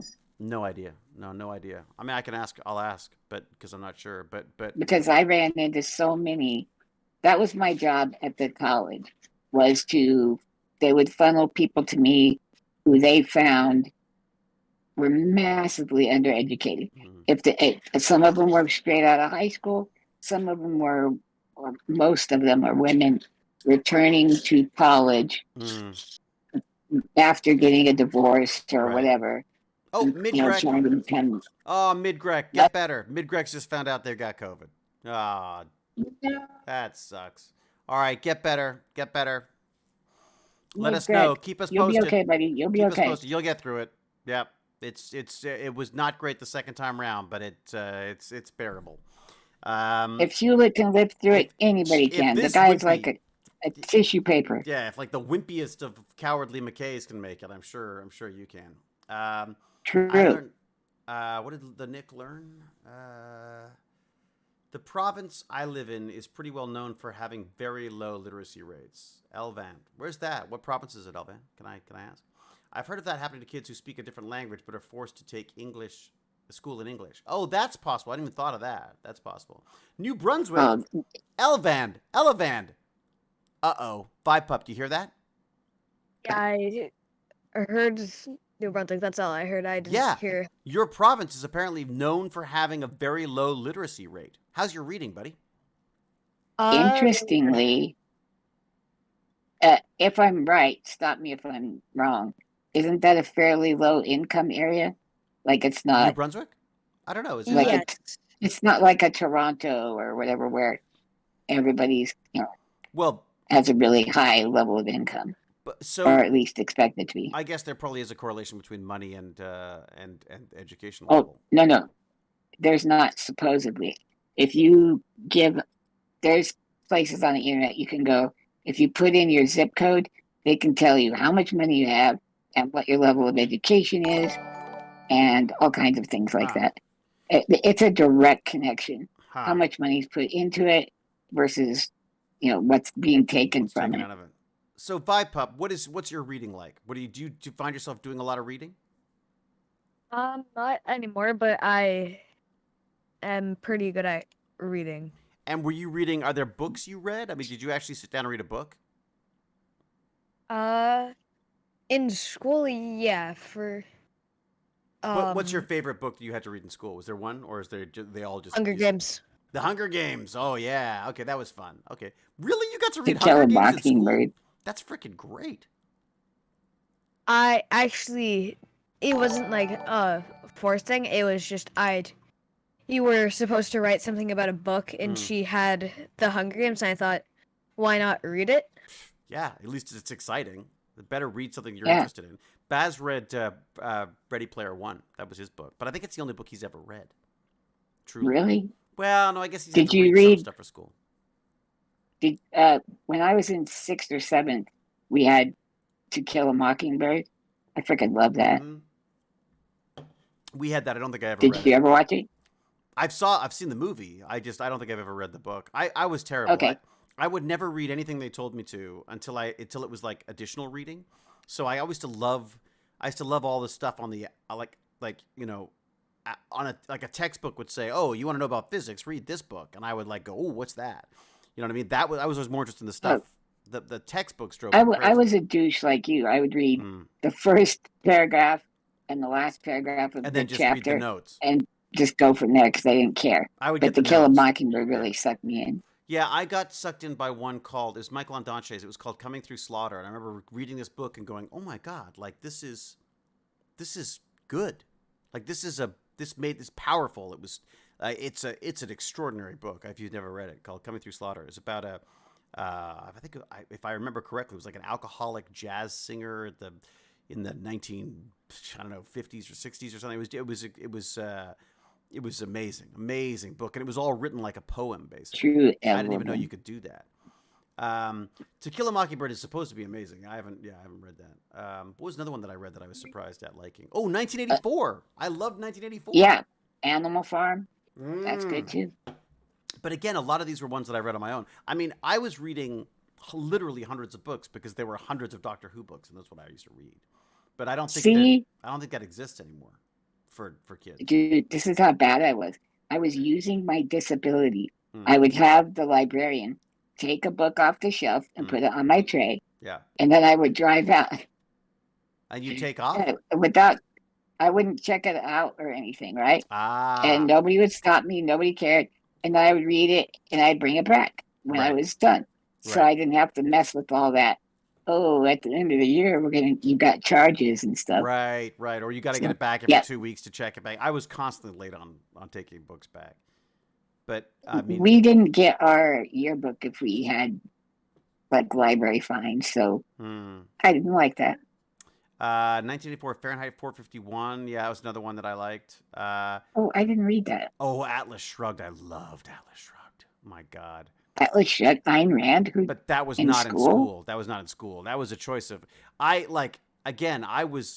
was kind of obsessed with some of that stuff. I thought it was fascinating. I mean, not the fascist part, but there was something about them. You know, they always talked about them tearing down. You know, like Kurt Vonnegut. He's good. Do you like him? Vonnegut. Yeah, Vonnegut had some great stuff too.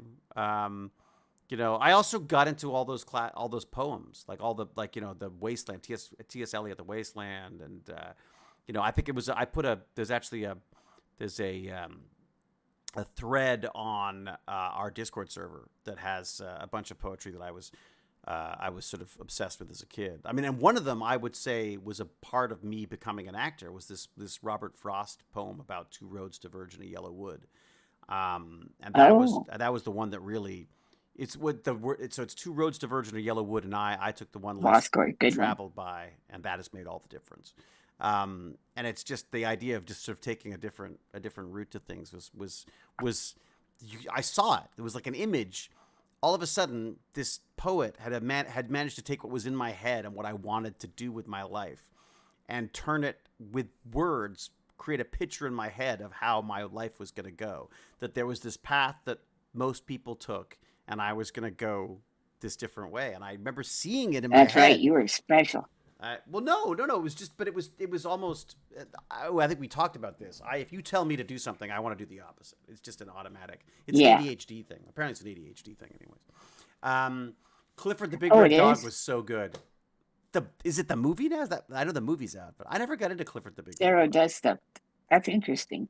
Oh my Did you god. ever read Clan of the Cave Bear? No. No. No, I never There was like I never did the a few barbarian books in stuff. that series. I never did any barbarian stuff. I never cared about Well, it wasn't barbarian. Oh, it wasn't? It Oh. was early humanoids, like But that's what I mean. Like like a realistic. that Yeah. era of stuff never appealed to me for some reason. I don't know why. I just the whole Neanderthal human thing. There just were never... boobies on the front, so I read it. That's well, there were in the movie too, right? So there was some scenes true. in the movie. Daryl Hannah, right? That's it. There you go. Back in the day when that was the only way we saw this stuff. Now you just look it up. Exactly. Now we sound like a couple of old men. Okay, Yeah, so zoning out, and I came back to that. yeah, And that was bad timing, isn't it? Nothing like someone says boobies. It's got everyone's attention all of a sudden. Mom, what was 2 and 3? Two- Sorry. Go ahead. Hey, it's James R. Gurney, Professor Dr. Perfect. James. No way. I don't know if you missed this, I think, because you were, late to the party. Big surprise. But we were just talking about how they were taking woolly mammoth DNA and creating hoping to create new woolly mammoths. And we just wanted to clarify how that was done. The idea that we take an egg, we remove the DNA, we put in the woolly mammoth DNA, and then you just go about having baby elephants the way you normally would. Would that be a fair assumption as to how they'd go about doing that? And would this critter be a hybrid elephant/mastodon or a straight mastodon? Oh, there you go. He even knows who's doing it, of course. George Church is doing the woolly mammoth stuff. Very good. I don't know, Willy Mammoth. That's a whole different sort of take on it. I think. Wait, Willie Mammoth. He hit like 751 home runs, I think. Was that him? The question is, would you eat mammoth steak? Yes, I've heard about this too. So imagine that. Imagine that in the basement you have the basement of your restaurant. You have a lab, and in that lab you create home meat in petri dishes, like my glow in the dark my bioluminescent bacteria. You are instead. You've tasted it, haven't you, David? I'm so You've tempted. tasted it. I'm Admit so tempted. I was like, would it take in my lower intestines or in my stomach? Would it start living there? And would I glow in the dark? Would you poo glowing stuff? That's what I'm saying. Could you imagine that? You could call I Jane. wanna imagine that. Jane, come look. There's a few people who are who ask about whether I'm allergic to lemons. I am not. No, I'm not. That is that's just a. And that's a show callback. That's a show callback. Yeah. Rodney was allergic to oranges and lemon, right? I'm assuming it was citrus, right? Just citrus of any sort. Anyways, okay. James R. Gurney. I believe that Church's idea was to make a mammoth embryo and have an elephant carry it to term. He might be doing several steps. Ha. But Nice. how would you create that mammoth embryo though? So you take an existing embryo and put the DNA into that then? Is that how that would work? Do you have to catch it early on? I guess you're doing some kind of micro injections of some sort, right, of the DNA. I mean, just trying to get that stuff in there. Are tweezers and a turkey baster involved? Microscopic versions. Right. Little tiny ones. Don't they strip it of the DNA, elephant DNA first? That's a good question. Interesting. The egg, probably, right? Or maybe they don't even do that. Maybe they just make a little tiny baby of like, I don't know, 30 cells and jam it in there. I miss Stargate too. And yes, it was 20 years ago, so that's why I look so freaking old. Basically be in vitro. Okay. All right. So, yes, and then stimulate it to divide.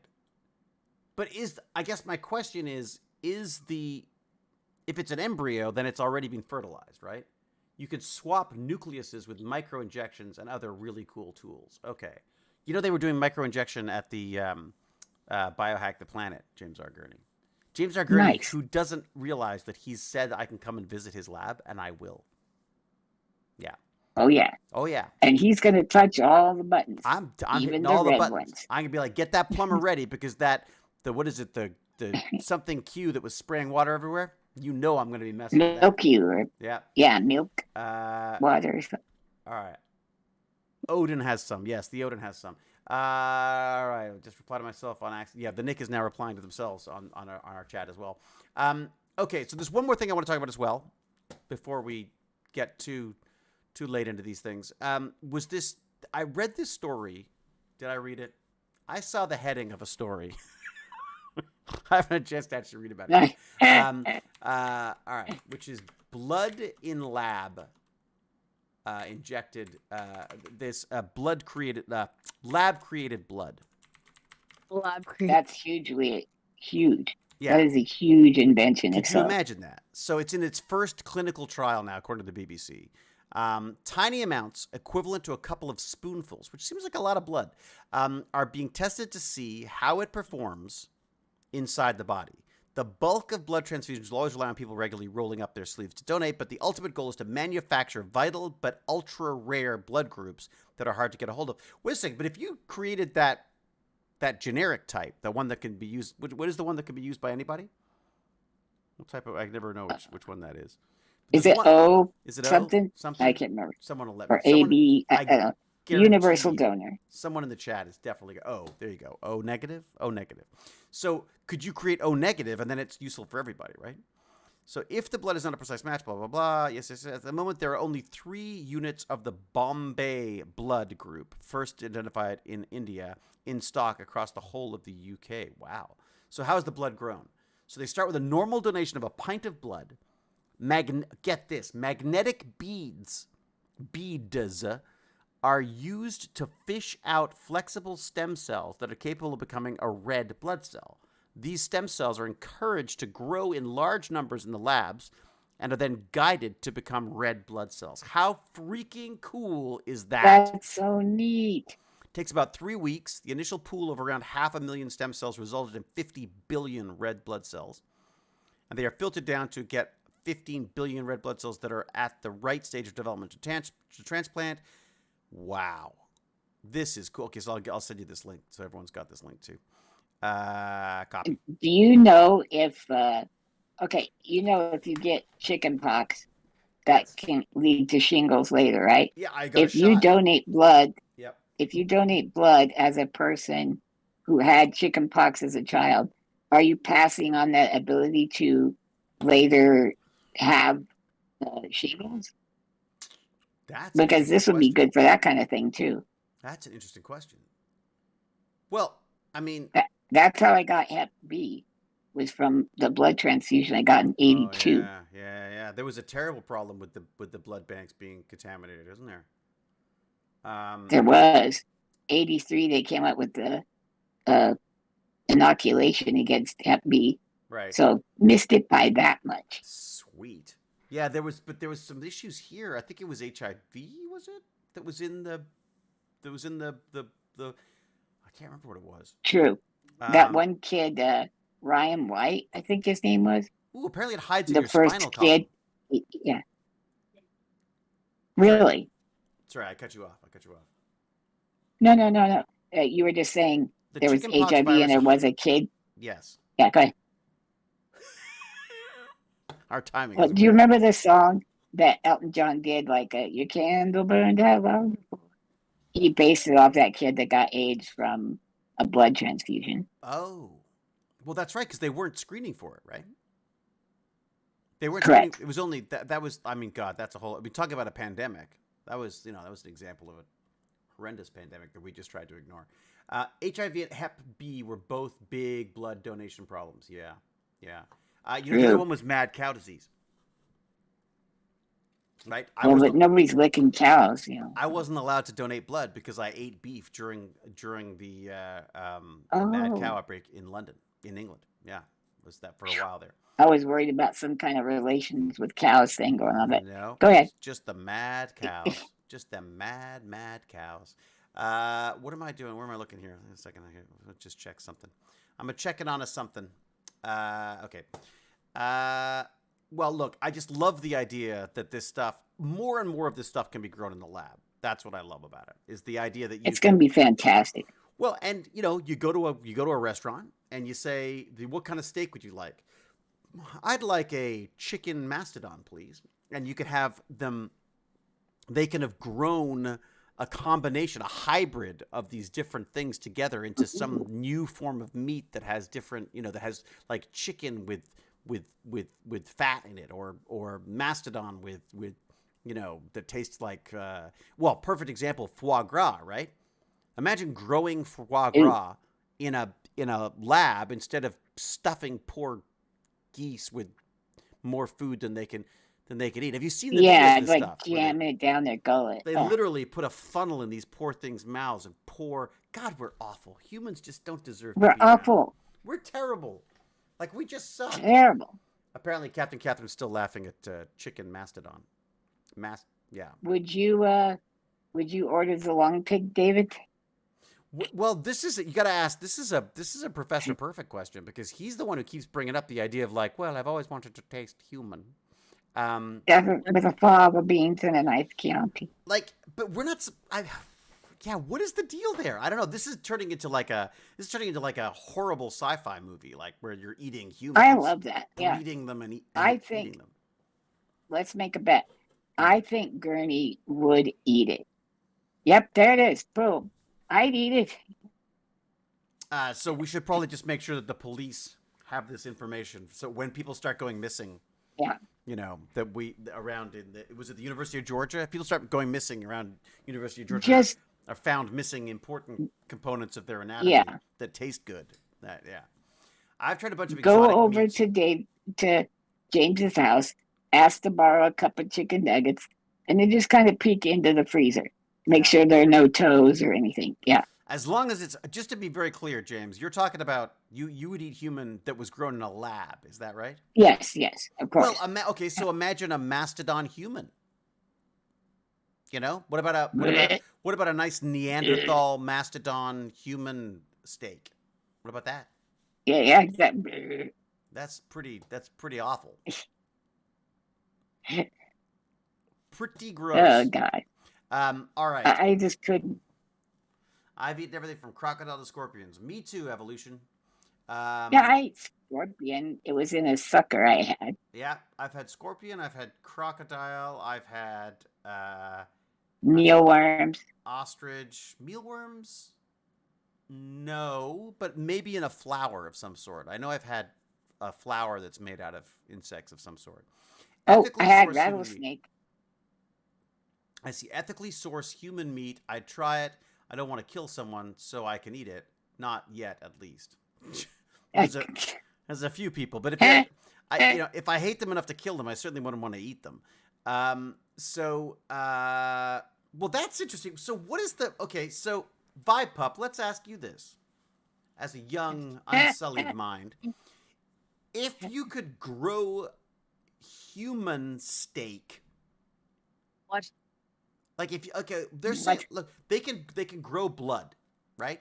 Okay, they can grow human blood. They can grow some human organs and stuff in dishes.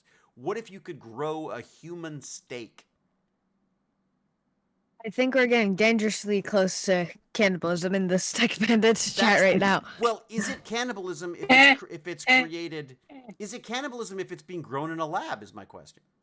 Yeah. Is it? I don't know. What is the actual definition of cannibalism? Is it eating another human, like a living human? Is it like a, Of course it's not. Yeah. I'm not asking because I think we should eat humans. I'm asking because I'm curious to know about the ethics behind it, right? Like he's asking because it's been an hour and a half since he ate, and he's asking for fun. I think I'm just hungry. Yeah, that's what it is. Yeah, exactly. But it's consuming the same species. Okay, so it's not about it being alive or any of that kind of stuff. I know that there's issues. I know that Mad Cow came about, strangely, because they were being fed themselves. Yeah. The cows were being fed bits of meat that they weren't supposed to be fed. Being vegetarian, I find that a lot of fake meats vary in quality a lot. I would love to see if new artificial meats could give vegetarians more options. If you are vegetarian for ethics, would this artificial meat be ethical? Yes, that's exactly it. That's what I'm saying. Like, let's say if you are completely adverse to the raising and eating of meat because you don't like the raising of it, but you're quite happy to eat it, then lab-grown meat solves all of those problems, does it not? Now, you want to get really crazy. What happens when you Go put for it. Okay. neurons on a chip and allow them and teach them how to play Pong? Ooh, I read that and I loved it. Did you see Well, me what if you eat them, talk? Yeah. Oh, oh yeah. right? Okay, never Like mind. if you're growing Yeah. brain, like people eat animals' brains, what if you grow a human brain? Is it gonna think?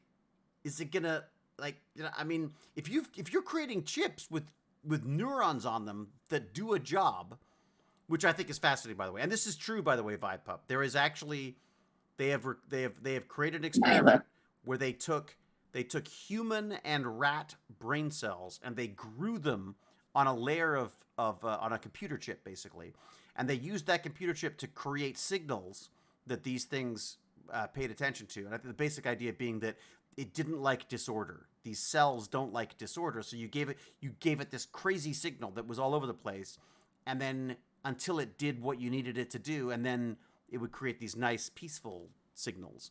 And so by doing that, they taught a series of, they called it, what do they call it? Dish brain. Dish brain. So they taught dish brain how to play Pong. And this dish brain would play Pong. So what do you think of that? When that experiment's over, what happens I to love dish it. brain? Yeah, what happens to it after you're done the experiment? What if you teach it to answer the phone for you and do your customer service for you? Do you then have the right to terminate that thing when you want to? Do you know what? I'm more excited about the interface Mm. than I am the caring about the cells. Well, the interface Just is because if interesting. they can, yeah, Yeah, go. if they can do that, we should theoretically be able to chip me up and I could drive a car or Well, move an arm around, well, that and kind of stuff. the funny thing is they were talking about it competing with AI. They were saying, "Oh, it's better at doing this per whatever it was." It was a qualified. There was a qualified claim that it was faster than traditional AI, not traditional, but machine learning AI.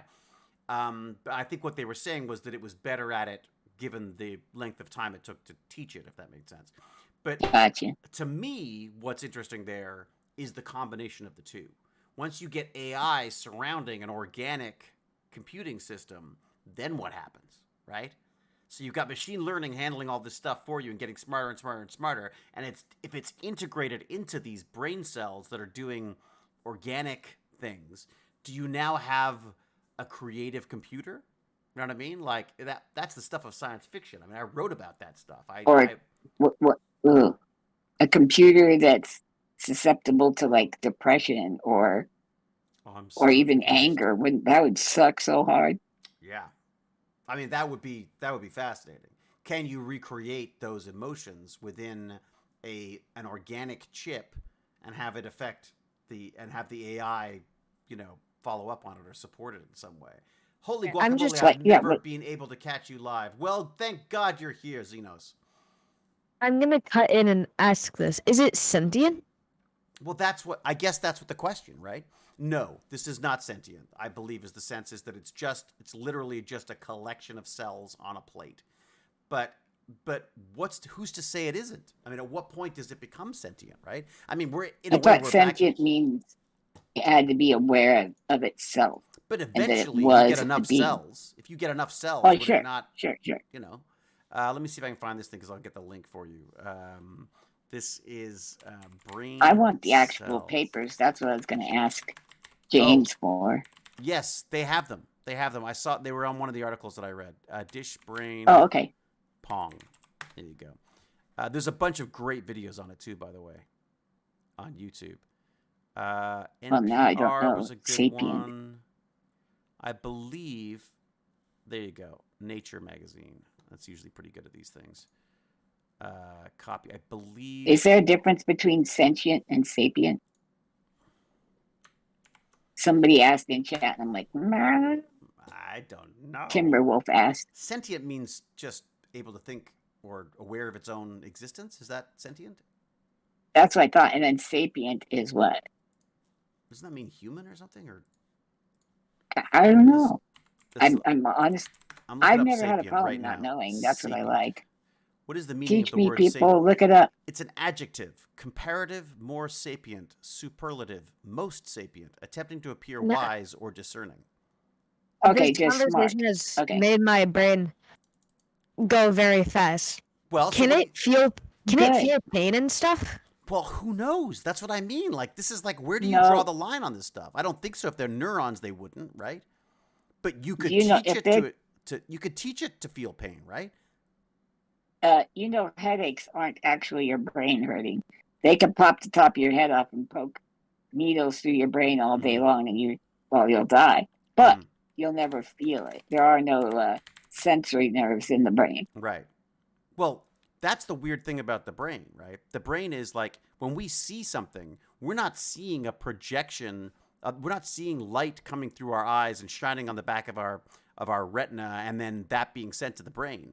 We're being sent basically a collection of like, well, there's like, these sensors went off, so that's probably red, and these sensors went off, so that's probably green. Like, it's like we're processing everything that goes into our brain.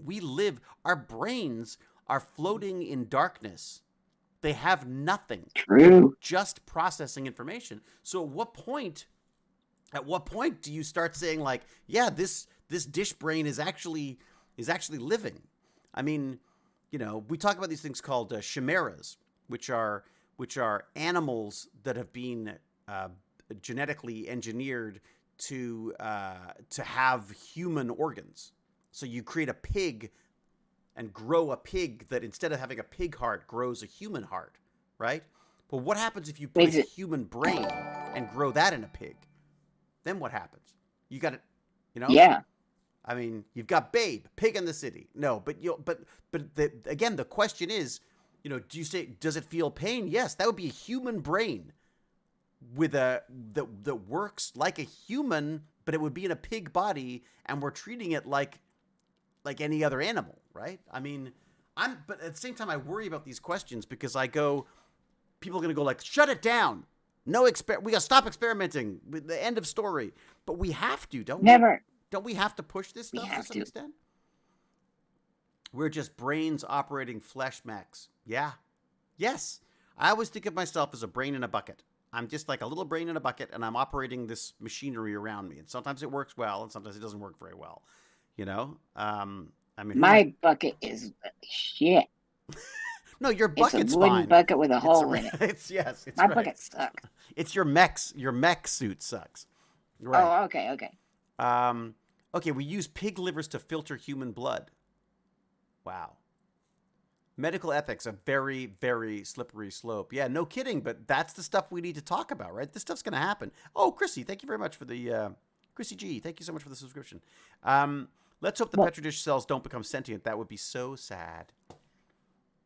Let me see if I can find that link again. What would be so sad? If they became sentient, the cells playing Pong. But is it, though?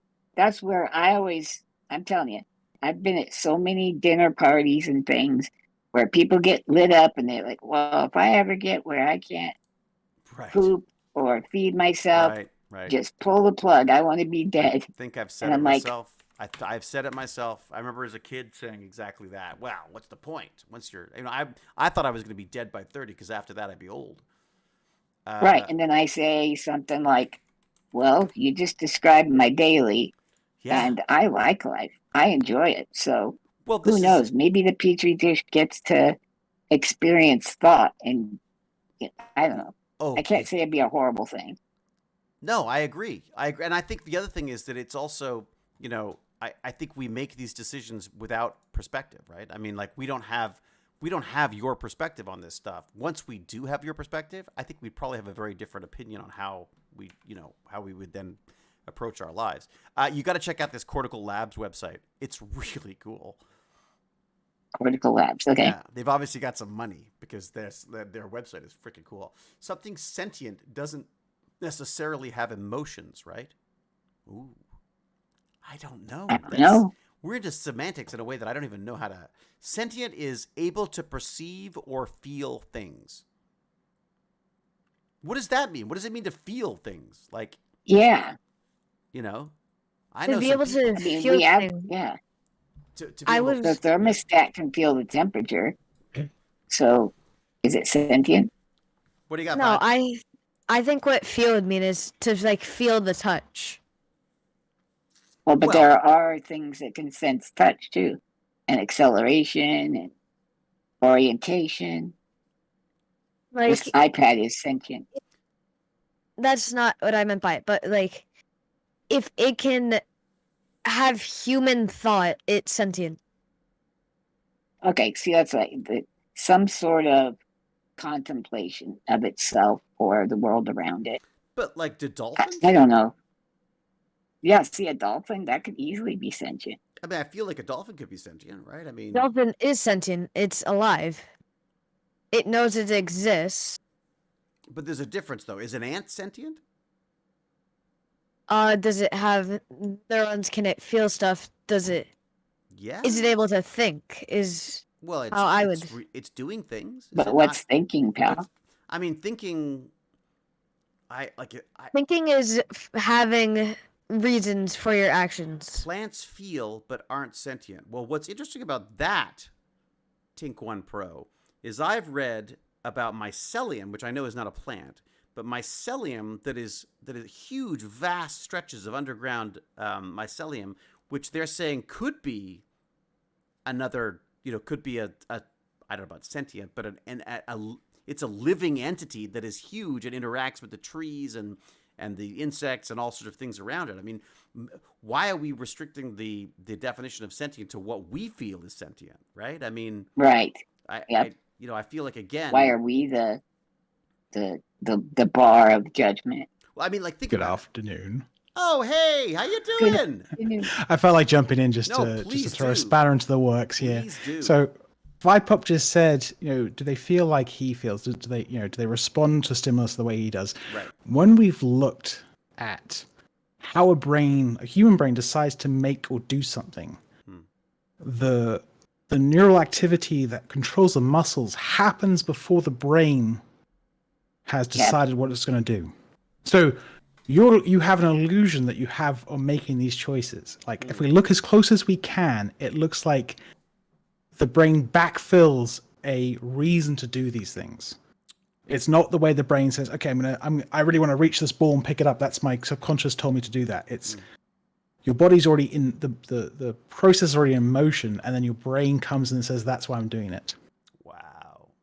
Which is why I feel like the more and more I read about this stuff, the more I'm seeing that they're saying, well, maybe it's not just the brain. Maybe it's the spinal column that's part of the processing thing. Maybe And your tummy. Maybe the network, or are we being run by a series of are we run by a bowl of bacteria? That's interesting though. So True. when you see these triggers, what are they looking at? They're looking at like electrical activity in the brain, or Yes, electrical impulses and how the brain is communicating. wow. I think we just don't have the right language to describe these things. I agree. and I think you're right.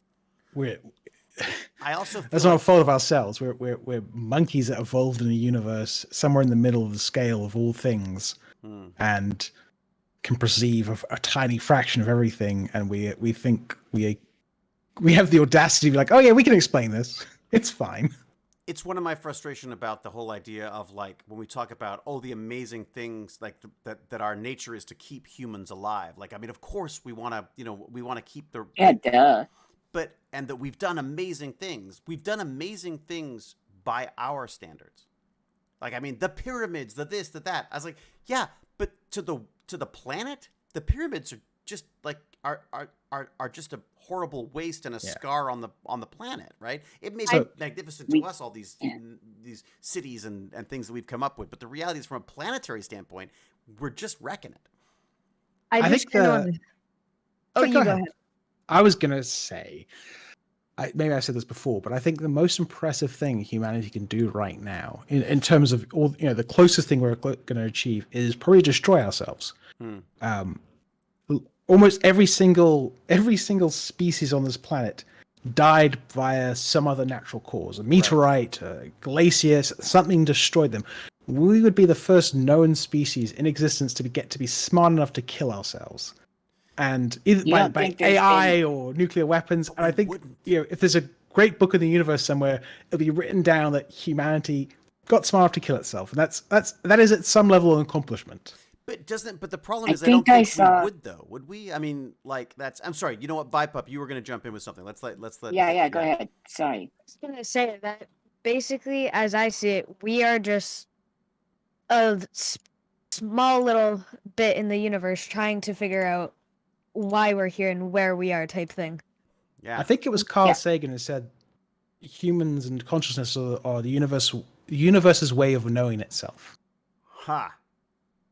Wow. I mean, like it. Yeah, I feel like boy, this just opens up so many things, doesn't it? I mean, there's so many issues here. We started talking about a bunch of neurons in a plate, and now we're discussing, the fate of mankind on the planet. More and more, I feel like I've got to a point where I feel like we are the problem. But at the same time, as you say, James, we're also the ones to solve it. My concern is that we will not wipe out mankind, but we will selectively wipe out mankind, whether that be by our own just selfishness or whether it be by actual design at the hands of some, maniac. But We've already probably done that at least once, like Neanderthal humans. Yeah, so they were. Yep. If one walked down the street next to you, you wouldn't notice. Like, you might think, "Oh, that's a particularly heavy brow set guy or girl," but right, they were human, Or as Hewlett, much as you're right. right. Well, They might be look a lot semi-famous like actor and best known for Scanners too. You just wouldn't be able to tell. Right, you never know. True. Unless you saw the hair. Yes. So James, while we've got you, the neurons in a dish, are they most likely, have they been taken from, do you think they are stem cells that have been differentiated into neurons, do you think? Or I would assume so. I haven't looked into the paper. I would guess that they've just done some sort of selective media to make them into neurons, but because it's not like you could take living brain cells out of someone, can you, without doing some serious damage? you could. I don't know how ethical it'd be for this kind of experiment to source neurons from a person, because it's a little invasive. Right. But I mean, for example, there's certain immune cells we can't get in the lab. We just can't make them. They're super painful, super annoying to make. So we have to get them from fresh blood. So we get volunteers in the lab to come and drop some blood into a vial, and we spin it down and get those cells. But I think neurons, I think you can differentiate them in the lab. I know that they were talking about, Odin was talking about how because they were pulling stem cells from stomach fat. Yeah. And then spinning out the stem cells. I know you love it. And then, and they were finding they would differentiate, but then they could start differentiating into neurons, and then they'd suddenly start creating bone or something. So it's not like you could use these things without proper precautions, because you don't want them suddenly differentiating into bone in the middle of your brain or something. Yeah, not to be mean to them, but I love the beginning of this. Yeah. I feel like I'm at school, and there's the cool kids, and then there's the nerds, and I'm trapped between the two of them. But go, yes. Which one am I? You're the cool kid, of course. Of course, the cool kid. Yeah. Yeah, for once in my life. Yeah. You couldn't pay me to use stem cells derived the way they do it in my own body. Yeah, because they're basically teratomas in all but name. So do you know what a teratoma is? Is it some kind of a cancer thing? It's a tumor. It's the best known for the fact that they often grow teeth. So you'll get these lumps inside people, random places in the brain sometimes, and they'll open them up, and there'll be a ball of hair, teeth, half-formed eyeballs. Because it's just a cell that's gone, well, I'll do everything. Right. So they are. But Oda, just to be clear, they're not re-injecting this stuff, are they? Not, right? I hope they're not. I don't think they are. I think the idea is to study them under the microscope, not to which is fun. them. Which is fun. Yeah, it literally is just for fun. I think. Sorry, just so people know. So what's happening, Vipop? Just in case, so my friends, my other friends, my not cool friends. Actually, it's more like the burnout friends, and then it's the cool friends, if that makes sense. So James is in the cool, and then I got my burnout friends who are like, "Hey man, try this." Hello. So what they've done is they're also they're pretty smart though too. So they I'm sorry for cutting in a bit here, but I am 99% sure that dinner's ready. So I will go quickly have my homemade Good chicken luck fingers with and fries, dinner. and I'll be back. all right. I'll explain later. All right, done. Actually, although I don't Don't know how think late. about tumors I- and teeth Yeah, no, do think about it. Please think about it. Someone should be thinking about this all the time. while you're Why? eating nuggets. Yes. That little bit of hard bit of nugget in there somewhere. Maybe there's a tooth that grew in the center Oh, chicken. Oh God, and I are am we sure that officially that's not vegetarian. an embryo that we took Yes. grew around? Yeah. We're sure It's of that. not Oh, a. Yeah. God. They're not. Whoa. Oh, what's the term? Interuterine something or other. Oh my God, that is just so like that's just every horror Like nightmare. Quaddle. It's Mhm. like Yeah. it's like a horror nightmare right there. That is like a Guillermo movie Ooh. right there. Yeah. So I'm still really interested to hear about what you did at the Odin. Like I went on a deep dive and looked at everything they've done Right. because I'm like that. And I came away like going, oh God, Well, these people should not be in labs. And Well, that's it's- not. in what way though? What are you worried about The- other than them making themselves horribly sick by having a fridge with both different foods? Making themselves horribly sick with things is what I worry about. Yeah. The thing that mostly annoyed me was the lack of documentation. So that when they did their vaccine stuff, they were like, "Oh, we're going to document everything," and they put it all on a server. And I went and looked at it. I was like, "This is not good documentation." Right. And it's science via publicity, which is icky. They're definitely sort of like they definitely want to be like bio rock stars for sure. Yeah. But I guess what appeals to me about it is that it's an entry to a world that I would never have thought I would be interested in. So I do like their showmanship, and that I feel like I go and then I'm like, well, how did that work? Not that I'd ever do it, but just that I'm sort of curious, and I find that the stuff they do makes people like Vibe Pup go like, wait a second, what? I don't know who did the brain cells in the brain dish. It was a company, right, that did it. Yeah, in Australia, right? Right. I mean, that's just, is that any different? I mean, is that people just experimenting with stuff that they should or shouldn't be playing? I'm not like, again, I don't think you're saying No, they so shouldn't do it's more to me again. That's the documentation. Like science, science has zero value if I can't look at what you've done and understand it. Right. Yes. And not just me. If someone else can't look at it and say, I know how to build on this. That is the value of science, because we can start tomorrow and say, okay, I'll read a paper from 1917 or I'll read a paper from yesterday, and they both have some value to that I can build on it. When you're not documenting your science, it gives this sort of illusion that science is just the process of doing the experiment and not writing it down for future humanity. It'd be to give you an analogy. It's like, imagine someone came to you and said, "Oh, acting is just about what you do in front of the camera, not all the stuff you have to do behind the scenes, not all the job hunts, not all the all the what are they called, auditions and stuff." Yeah, just that's the what fun acting really is. It's Right. all that other crap that you have to do. Yeah. No, it's true. The only acting that people see is the actual process of once you've got the job. That's like, it's, so I guess from the science perspective, you're saying like, oh my God, look at the crazy thing we created, but there's none of the work that needs to be done to support it. Have you spoken to them at all? Any of these guys at all? No, I haven't. And I don't want to sound like they're obviously very intelligent. I don't want to come and be like, oh, these people are idiots and they shouldn't be I don't doing think you this are. stuff. No. Yeah, just to be clear. No, but the reason why I ask is because I think they would want to know. I think they want to be legit. Like I think they don't have, a lot of them don't have the training. I think that Josiah or Joe does. Joe did at least a postdoc, so they have done a level of research which is considered not world class, but applicable to a worldwide stage where they're expected to publish and at NASA, he was at NASA doing their biotech stuff as well. So I think this, as you say, I think there's also that thing that happens is when you understand something, I think you underestimate how complex it can be.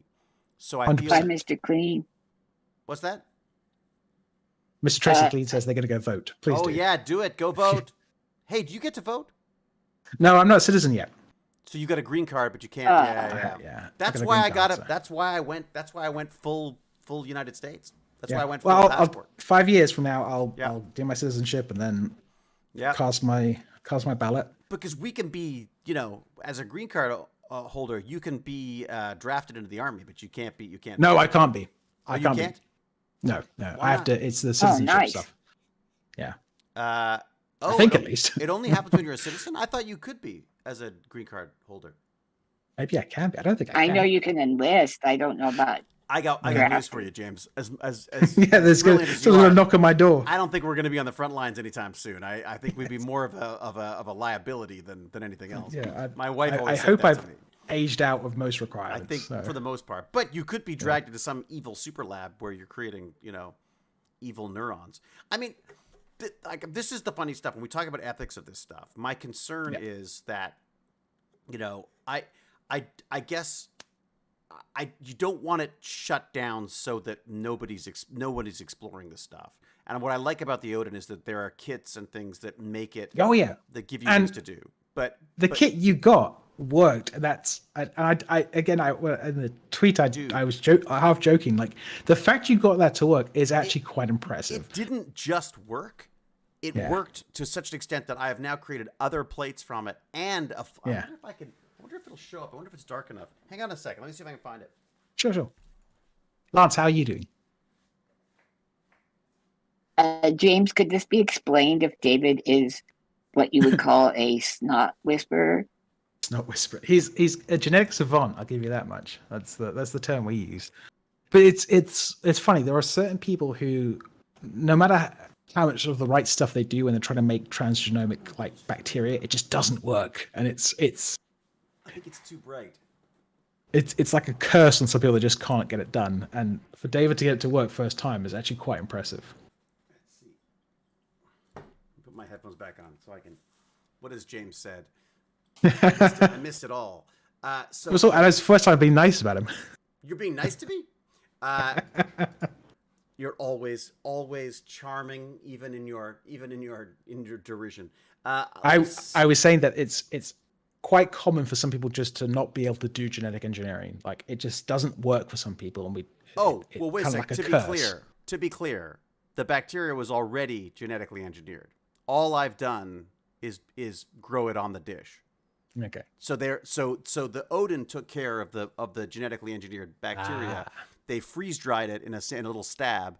You then rehydrate it and grow it on the plates. That's all I'm doing. But I do have a kit to do the whole process. And that's okay. That's the next step. But I just want to see what I was getting into before. So this is the stuff. I'm not sure it's ever going to be dark enough in here, but if I get far enough back, it's possible you might see a little bit more of it. See if that works at all. Can't really. Oh, first off, it's not glowing. It needs a bit of light. How does the bioluminescence work, James? Does it? There are several different kinds. I'm assuming this is the jellyfish one. Yes, this is the jellyfish. So if I remember correctly, that requires adenosine triphosphate (ATP) and oxygen. So it takes a luciferase gene, makes a protein from that, and that converts. What does it convert into the light? There's several genes in this. It's called an operon. So it's a series of genes in a block in bacteria, like gene A, B, C, D, and E. And A does something, B does something.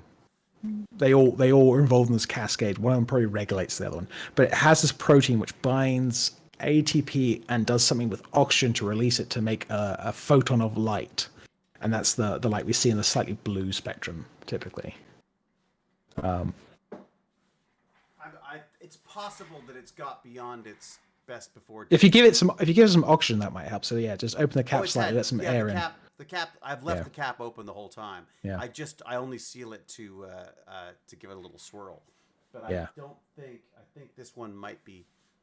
Yeah, it if they're not growing, they don't typically make that much, and it's I have a dish. See if the dish is Yeah. I mean, the luminescence bacteria I work with, you can't actually see the luminescence without a special machine. Like by the naked eye, it's not distinguishable.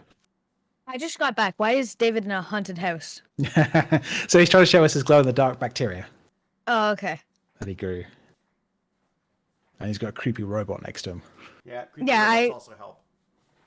Let me see. I was really confused by but Nah, it's not gonna. I don't think the camera's gonna pick it up. If you turned off the microphone light, that might help. Well, I think it's the monitors actually is the issue. Oh, okay. Yeah. Thing. Yeah. I might could try and see will that work. The only problem is my fear is that it's gonna then lose the monitor, but we'll see. Yes. So. Yeah. Yeah. Oh, is that got a bit of a glow to it? I don't see them glowing. I think I may have. It's possible I've killed them now. They're pretty hard to kill, but yeah. And the cameras, again, probably not particularly high dynamic range. So. Yeah, I'm just not seeing it. I'm not really seeing it glow Yeah. either, though. So the other kit you got that's to do the transformation, right? To do the is it conjugation based? That's a great question, James. Are you zapping them with electricity or putting them on the plate next to each other? Nope. Just putting them on a plate. It's So it's literally conjugation I'm based. just growing Yeah. it. I'm literally just growing Yeah. it.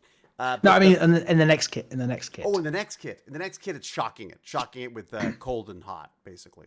Okay, so it's transformation based. Yeah. Oh, neat. Hang on a fun. sec. Let me just. My headphones are dying. How long have I been going that my headphones have died? Where am I at here? Let's have a quick look. See what. Oh my God! Is it really? No. Okay. Never mind. we can hear David, but I don't think he can hear us. Oh, you can't? Oh, we no, can. Yeah.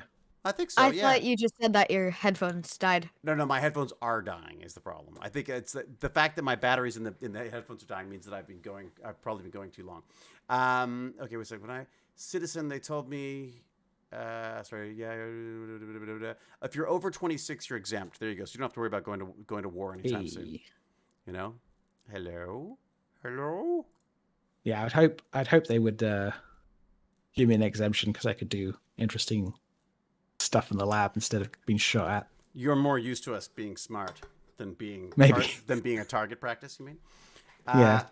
Yeah, I'm curious to see how this next thing goes. The kit that I've got for the actual quote unquote genetic engineering or the shocking them and getting the DNA into them is old. So it's possible it may be beyond I doubt highly I'll get that to work.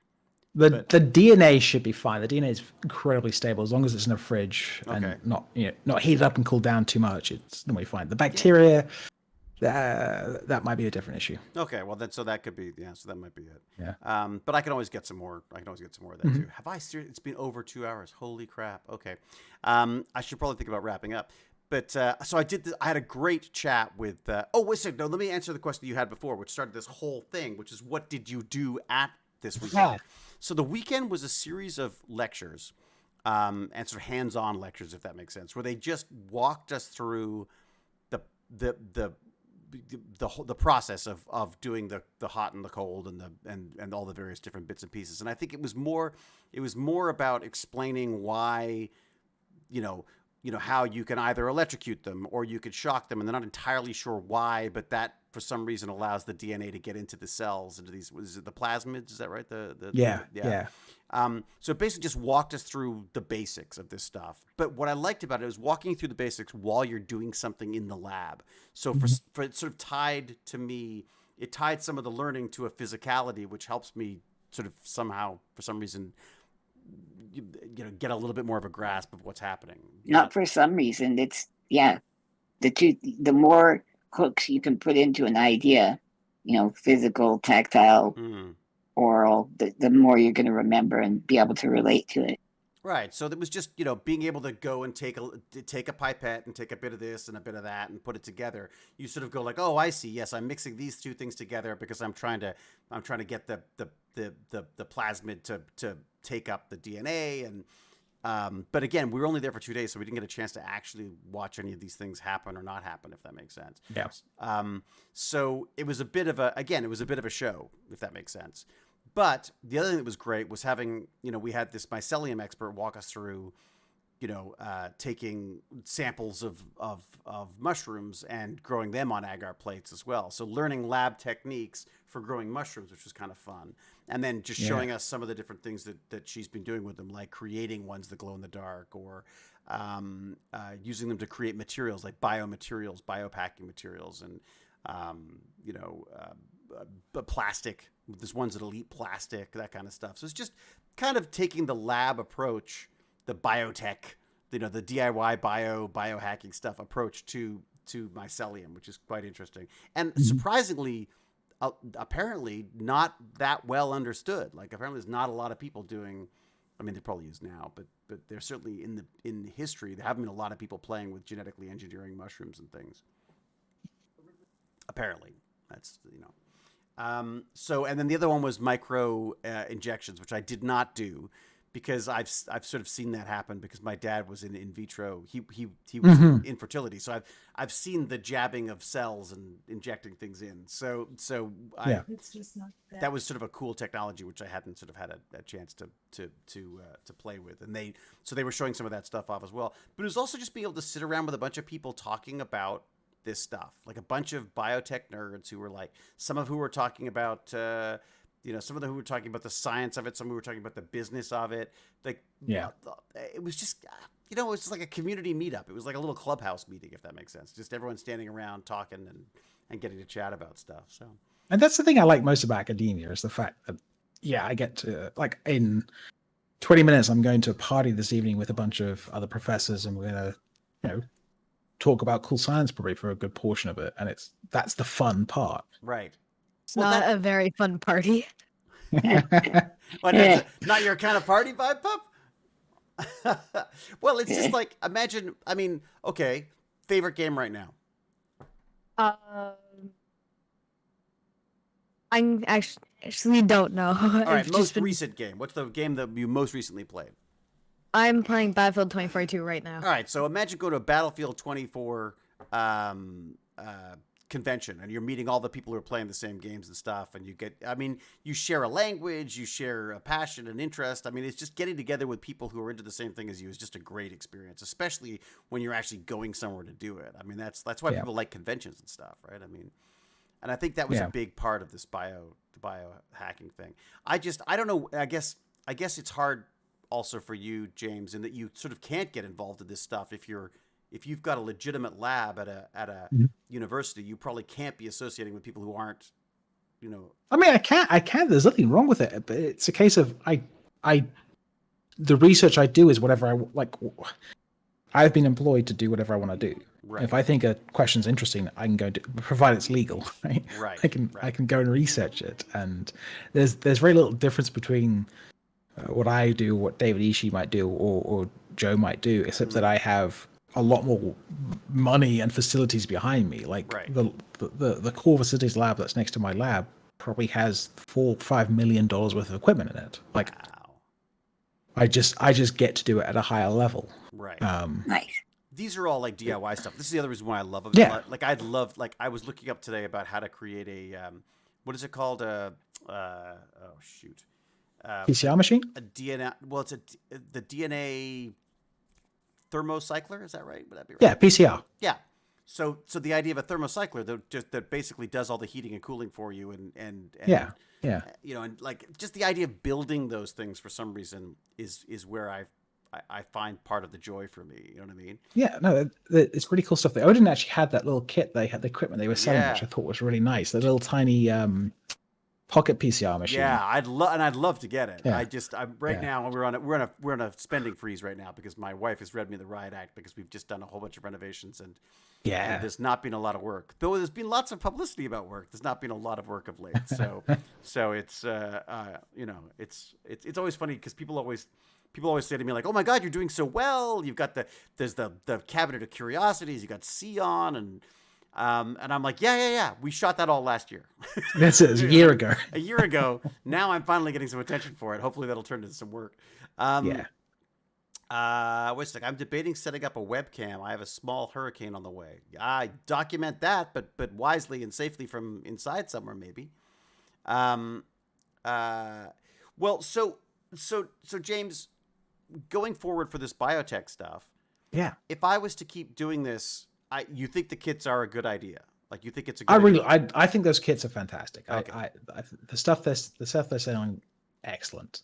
I also think that they're keeping the prices down, which I really like too. Like, they're trying to find their cheap ways. prices are like this. The growing the jellyfish one, I think is $40 or something, $50 maybe. That is, I would be hard pressed to send you all that stuff for $50. Well, but you've got your professor doctor though, so you got to. Yeah, but I mean, if I priced out how much that would cost me to buy, right, I don't think I could do it $50. Yeah, look, and definitely part of it is this kind of like FU society. We're getting this stuff cheaper than, we're hacking our way around the system that charges a lot of money for these things as well. But damn it, there was one other thing I want to say about that. They have another one that's kind of fun, which is the amino acids. So it's a cooking thing, and playing with the different how they affect your taste and stuff. So there's a whole section. They have like a little kit where you can actually go through, and it can you can blow your mind by eating something that shouldn't taste the way it does because they played with these things anyway. So that was another one of the courses that I didn't take. My frustration was that in the 2 days that I was there, I would like to have taken all of them, but I couldn't. I had to pick. So I picked CRISPR-Cas9 101. I picked Mycelium 101, and I can't remember what the other one was. It was the 102 was the next stage of the biohacking course. So and again, I don't feel like I don't feel like much more knowledgeable about it as much as I feel much more like I came home and I finally did the bacteria. I finally grew the bacteria. I realized that there's no point in sitting around waiting for the perfect time to do. Why not just do it? I tried to film it, so I'll try to cut it together. Some of the stuff because there were some definite huge mistakes, like misreading the little the Agar and LB media. Yeah, that's well, they're both LB. They're both LB though, aren't they? Aren't they both liquid broth? Yeah. No. So the LB doesn't stand for liquid broth. It stands for the lysogeny broth. Ah, okay. So it's not, the L doesn't stand for liquid. I see. Okay, so that might have been part of it too. I tried to read the instructions, but I get distracted, and I also get distracted while I'm trying to film it. Yeah.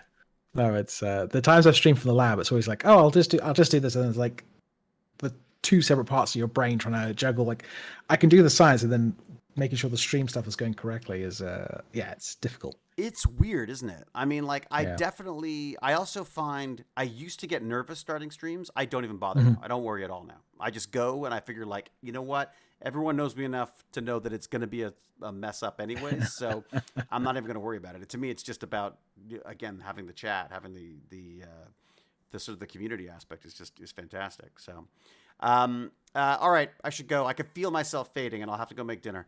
Now when's your next stream, James? When are we next seeing you in action? I am off to California tomorrow for a conference.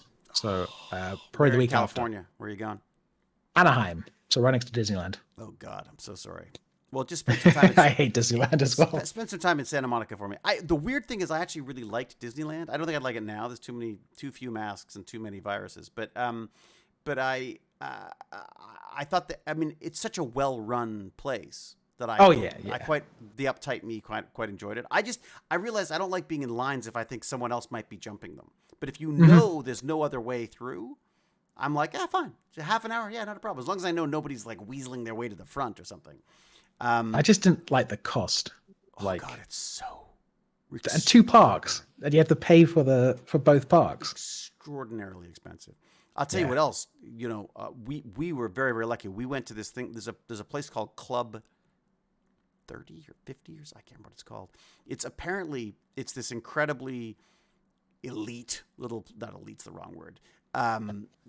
It is a club you can go to within Disney where you can actually get wine and you can sit down for a proper meal, and it's absolutely amazing. And you go up and there's props from the original Mary Poppins and signed pieces on the wall, and of course the attention to detail in the service is extraordinary. But you can only be invited by a member. and we were. Disney for drunkards. But go ahead, yeah. It's Are you well, sure that wasn't an AA meeting? it's Disney for Disney. Like it's sort of for the. Oh. It's like where where Disney would go to eat. And is it Club 33? Is that what it's called? Maybe it's 33. I don't know. I've got a hat somewhere, but Guillermo invited us, and I didn't even know this thing existed. He just said like, "Oh, you're going to Disney? Here, I've invited you to this place," and I'm like, "That's cool." And Jane's like, "Oh my god!" Like Jane's like freaking out about it. I was like, "Yeah, that's nice," but I like the hot dogs. But as it turns out, it was kind of neat because you're in a separate part of the park, and you could see out into the park as well.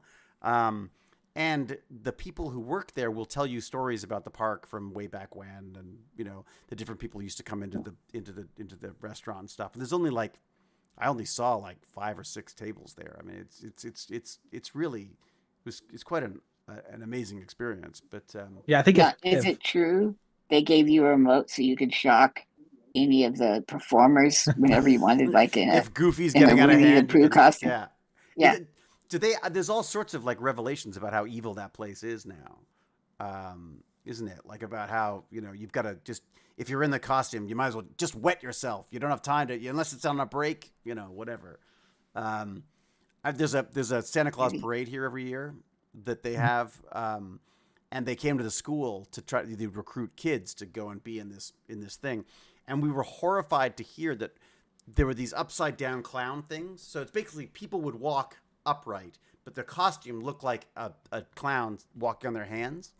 Yeah. And there were stories about people who you can't leave the march, so you can't leave the parade, so you're just supposed to wet yourself if you need to go. Oh. And I was like, oh, it just ruined it for me forever. I was like, I can't even look at those clowns. They just those heads, plastic heads full of pee. Piss-soaked clowns. That's it. And I'm like, I hope they clean them before I'm sure it's changed now, but back in the old evil dark ages, that was the case. And I can only imagine that must be somewhat the case for some of these costume performers at Disney. So, all right, everyone, fading fast. I'm going to say, be safe, be kind, be brilliant until we geek again. Cheerio and huzzah! Huzzah, dudes. But should Bye, we everybody. be raiding someone? Is there someone to raid? Oh, Cal is here. Cal's been here the whole time. Cal. Ah, Cal. If Cal, only we could Cal. take Cal's brain and put her in a little petri dish, little brain, and she could run everything, from there. All right, lots of love, Cal. Thank you very much. Brain, but what do I know? What did I say? What did I say? You said little brain. Little brain. Yeah. Well, no, a little brain compared to her brain, because she's got the giant brain. Yeah. We just take little tiny, I see. extra little brains, to do the modding. I have 2 suggestions for people to raid. Either there's a friend of mine, she does a lot of work for charity. I don't think she's raising the money for charity right now. Or, of course, it's most critical to repay him for all the stuff he's done for That us. dude's got like 20 I don't think bazillion Moist is people. gonna care. Does I it? know that you would like to raid. Who would you like to raid? The same person that we did last time, the Moko maid. Oh yeah. They were so not sure what to do with it though, because they were like, we 3D print dicks and things. Like, should we be raided by a TechBandits Kids Club? You know what I mean? Because they're not. Yeah. Like, I mean, they're not technically kid friendly, but then I would say the internet isn't either, right? So part of my sort of, I guess my approach to it is that, like, look, kids of any age are out there. If they're on the interweb, they can see whatever the hell they want. So I don't really understand the idea of censoring. I mean, obviously, the stuff I'm not going to go into, and we're not going to, do here, obviously. But at the same time, I feel like, ViPup, no one stops you from going anywhere on the internet, right? Except we just lose him. I think that might be self-incrimination, so he's pleading the fifth. Pleading the fifth. Smart, Yeah. Very smart. But I mean, the reality is, something I realized early on was that the stuff that's the kids aren't watching kid stuff online. They're watching adult stuff. They're watching stuff that is far beyond their whatever they're rated at, whether that be Netflix or Amazon or YouTube or whatever. And I feel like we got to stop pretending that that's not the case, right? I mean, I'm not saying we should condone this stuff, I feel like this is a place where if that stuff comes up, I want to be able to discuss it, if that makes sense. Because I think it's stupid to stick our head in the sand and pretend our kids are just all watching cartoons and you know, and don't have access to all of the most horrible and greatest feats of human creation over the centuries.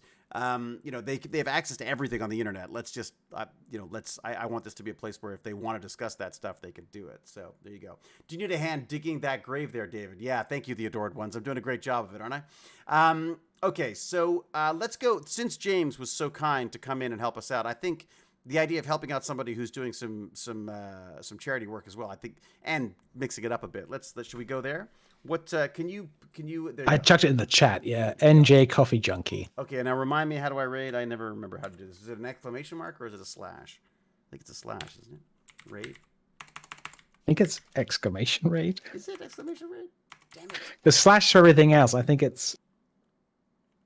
I thought it was.